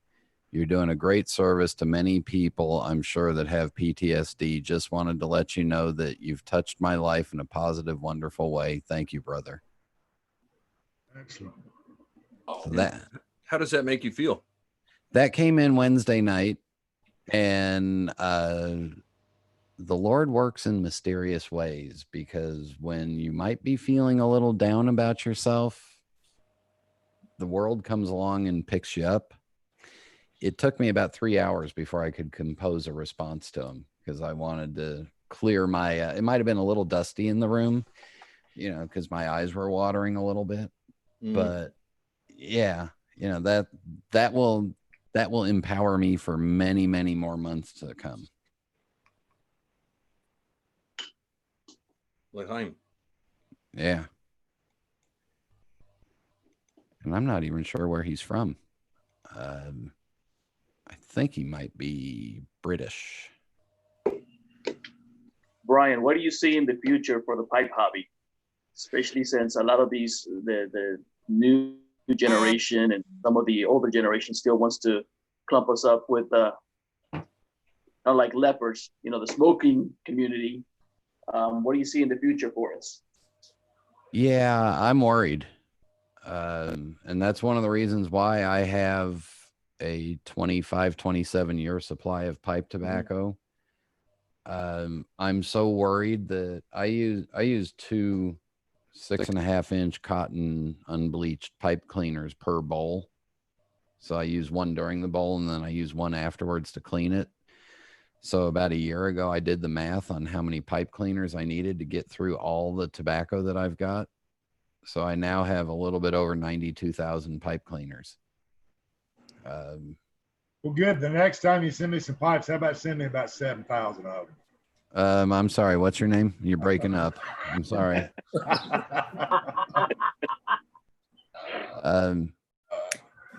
I am worried because there's a symbiotic relationship between the cigarette business and the pipe world. Without the cigarette business, you don't have tobacco growers that are willing to grow enough tobacco to get the right type of tobacco that we need for the pipe world. Right. So if the cigarette business continues to get assaulted,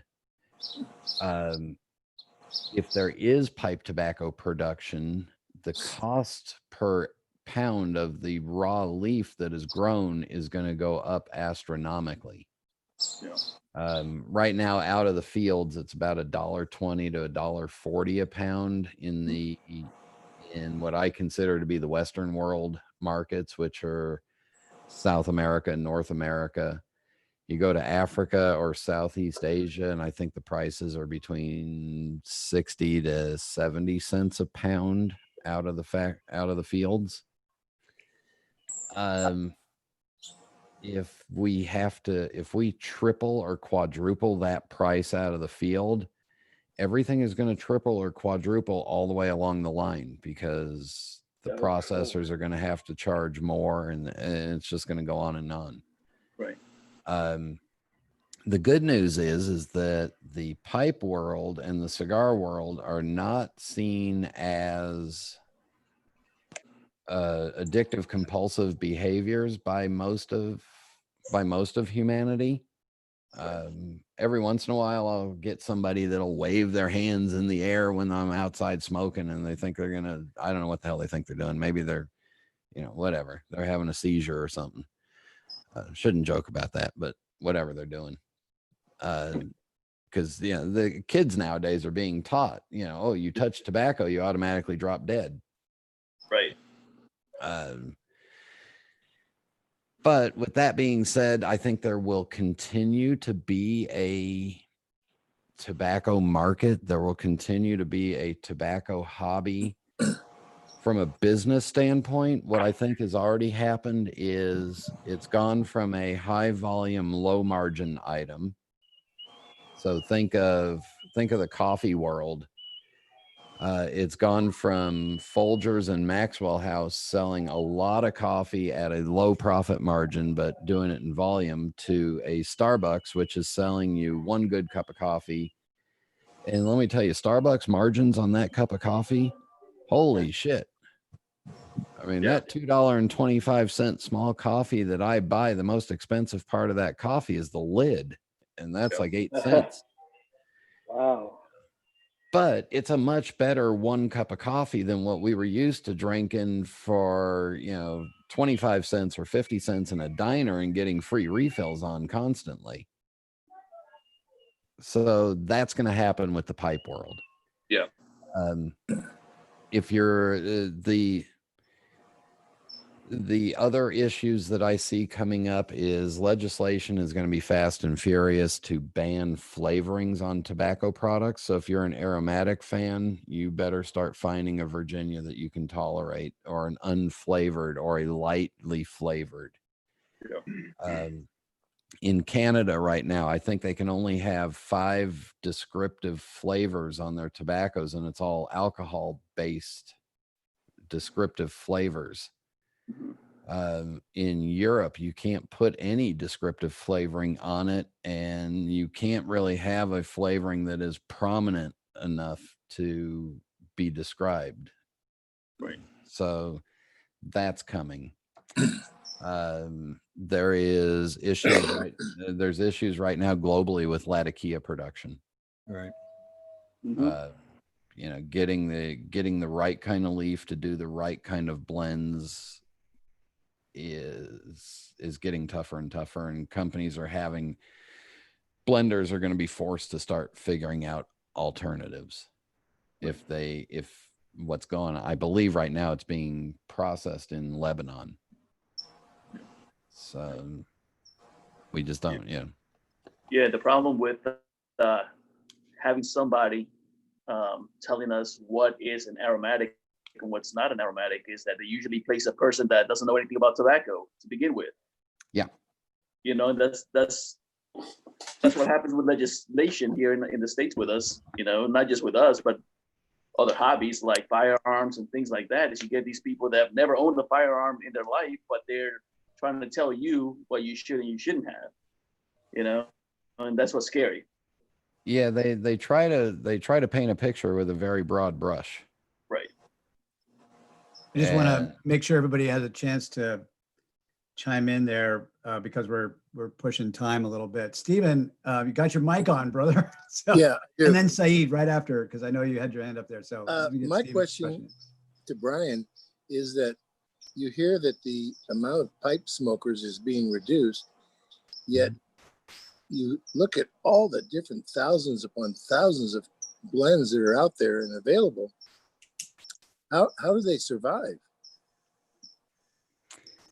That is the $1 million question. But the way they survive is the blenders. There's really in England, there's Germain and now Gowith is one. In Denmark, there's McBaron and Scandinavian Tobacco.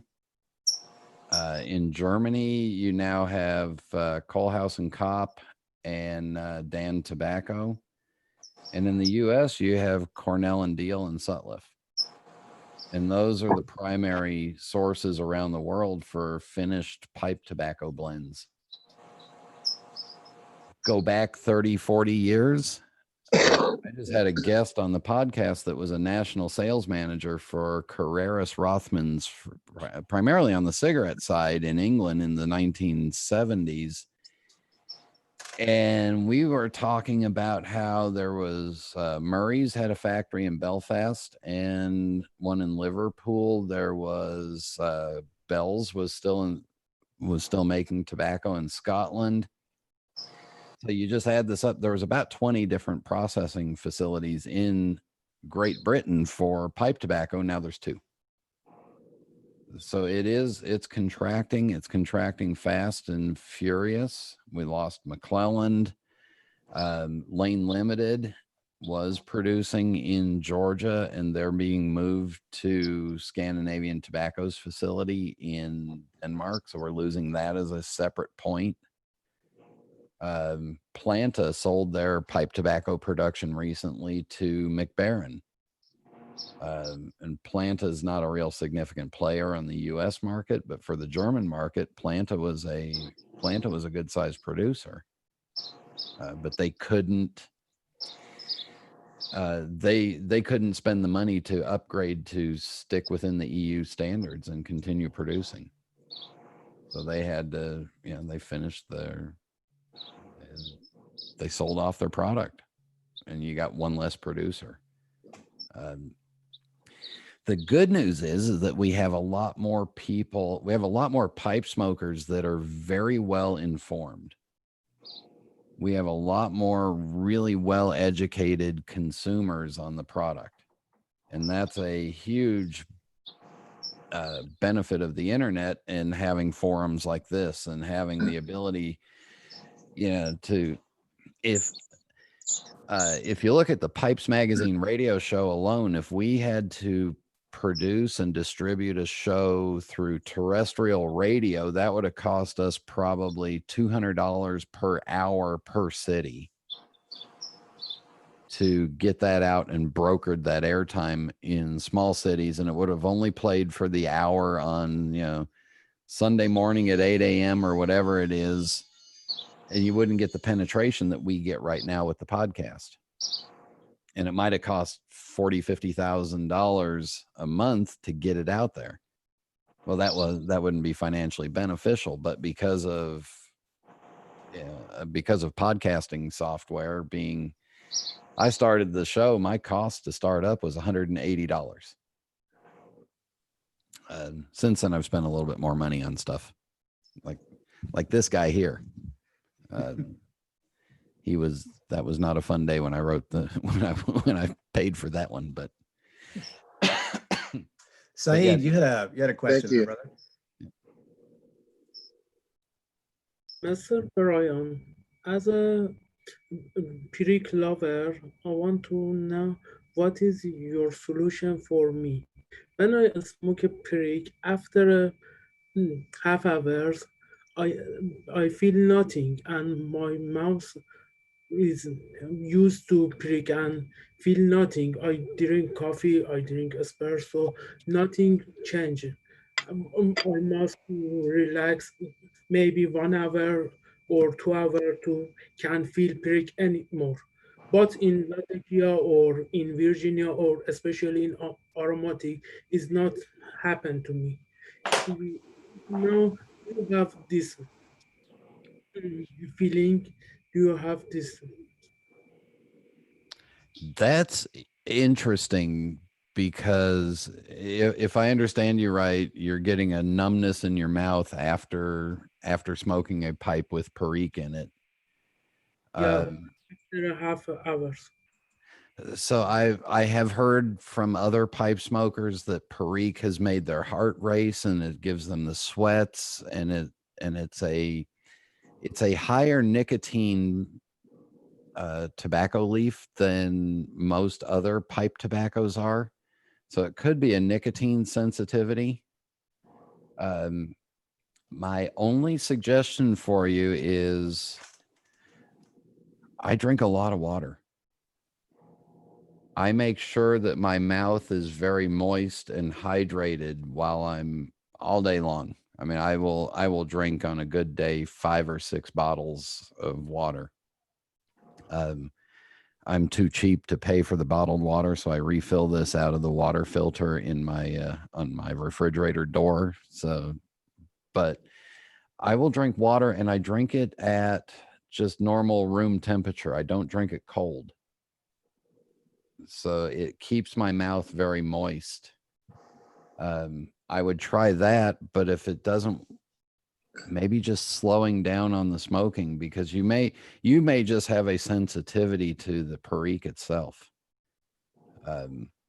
I have a sensitivity to Latakia where it's not that I don't like the taste, it's that it leaves an aftertaste in my mouth and it makes me cough. So it may be that we need to, try a couple things, try drinking a bunch of water before you smoke and while you smoke. Or maybe try looking for other blends that give you that same flavor but don't have the perique in it because you may just be not able to smoke perique.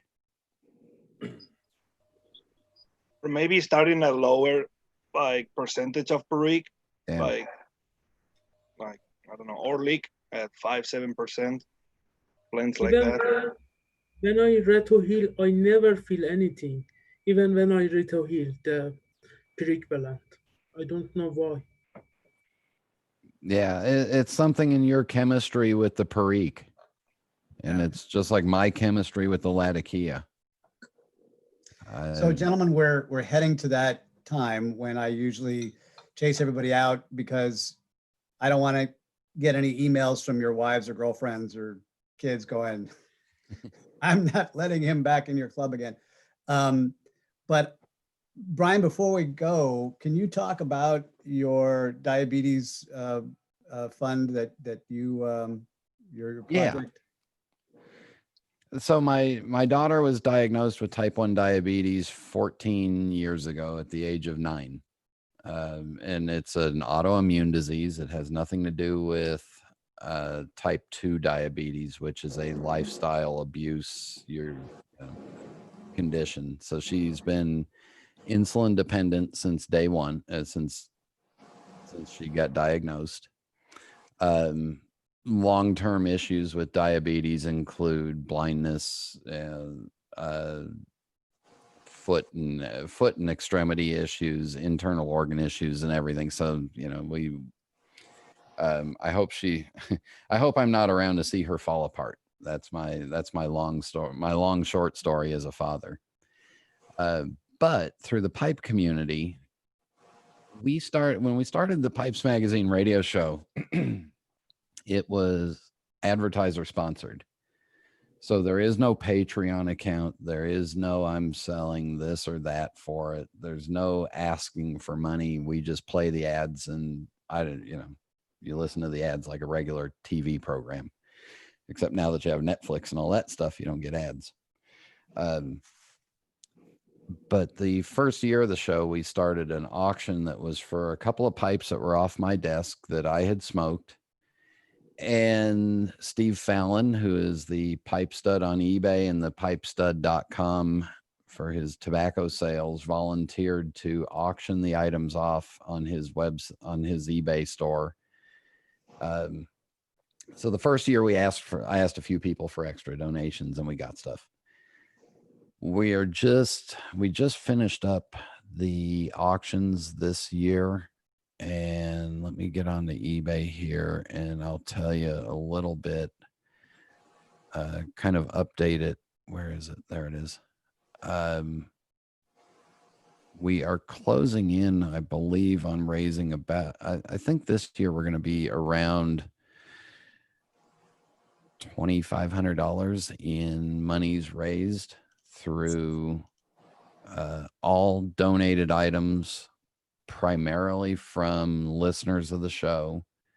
And that'll put us, in the 7 years that we've been doing this, that'll put us over $15,000. And that means more to me than a Patreon account every month. You know, the guys that just step up and donate their stuff. We had one pipe collector, one pipe smoker in Baltimore donated McClellan 40th anniversary, the last year of Christmas cheer, 100-gram tin of Frogmorton Cellar, and a couple other tins of tobacco, and those sold on Steve Fallon's pipe stud store for, I think it was like $500 just for those 4 or 5 tins. And as a father of a child that has a disease that I can't fix, you know, to be able to just ask once a year for you guys to donate stuff and bid on stuff and then have all this money raised is just incredible. And then if you're on eBay or on Steve's website, you know, feel free to buy something from him, because Steve donates all of his time and he pays for the shipping himself, and he pays all the eBay and PayPal fees for everything. Is there a link on Steve's site to? No, they're just marked as JDRF auction in the description. And I think there's only 1 tin left from that. The tins of tobacco went up a week ago Saturday. The auction items just ended today. And I missed out on one thing that I was bidding on. But that's okay. But Steve, the big dumb Texan that he is, he donated a Dunhill pipe that he had laying around that ended up selling for $256.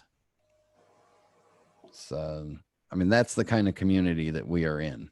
You know, Steve gives his time and his money, people giving their hard saved tobaccos, and most people have never even really met me in person, but they've heard me in their head a few times. And well, there's always next year, and to keep connected with you, brother. And so just in the last closing minutes here, can you tell us one more time where we can listen to the podcast? I know how to find you because I've got your podcast downloaded into my phone, but there's a few people over there on YouTube who asked where they can do where they can listen to your podcasts. And I'll give everybody the sales pitch. Are you ready? Here it goes. This is all I'm doing right now. The Pipes Magazine radio show is available on pipesmagazine.com, iTunes, which is Apple Podcast now, Google Play, Stitcher, Spotify, iHeartRadio, TuneIn FM, and a flock of others that I don't even know what it is. New episodes go up every Tuesday at 8 p.m. Eastern time. The entire past catalog of 410 episodes, plus 13 or 14 bonus shows that I did during the shutdown of what I called Food for Thought, those are all available for free. And you can download or stream them anytime you want to. The other thing that I do part-time is there's my travel card. It's MEI and Mouse Fan Travel. I really specialize in cruises and Disney and Disney World. And yes, I am a Disney fan. If you're on Facebook or Instagram, friend request me, follow me. And if you want to see my Disney pipe and tobacco collection, which I've talked about before, if you're on Facebook, it's the Disney Tobacciana collection. My entire collection is there, and it's a fan page that you can just go and look through. And I was going to ask if you'd come back and be our guest again and just talk about Disney. I was going to say the same thing. I just want to know, how did Disney get into tobacco? 1955, they opened up Main Street at Disneyland and had a tobacco shop on it. We need another show, David. We need another show on that. Here's All a right. teaser. This is a Disneyland made Sheraton. Unbelievable. There's Man. obviously a lot to Unbelievable. learn about that. Yeah. Agreed. So that's just a Sheraton that was made for Disneyland. Yeah, Brian, and thank if you have me back, remind me to tell you how I shot myself in the foot with my own collection and can't afford collecting my own pipes anymore. Yep. I will ask that question for sure. Yeah, and if anybody has any other further questions, just send me a message on Facebook, Instagram, or my card is on my Facebook profile, so you can see my emails there. Brian@pipesmagazine.com is an email address where you can send me emails. I got a lot of free time. Well, thank you, sir. Very, very For much having me. being our Thank guest. you, Brian. Yeah. Enjoyed it, buddy. Fellas, have a great week. See you Saturday. You got Thank it, you very David. much. Oh, and don't forget, we're going to put up the announcement, but on the 28th, it's Sun Bear Day. Oh, 29. I'm looking forward to it. All right. Peace out, 29. guys. Thanks, Brian. Good seeing you guys.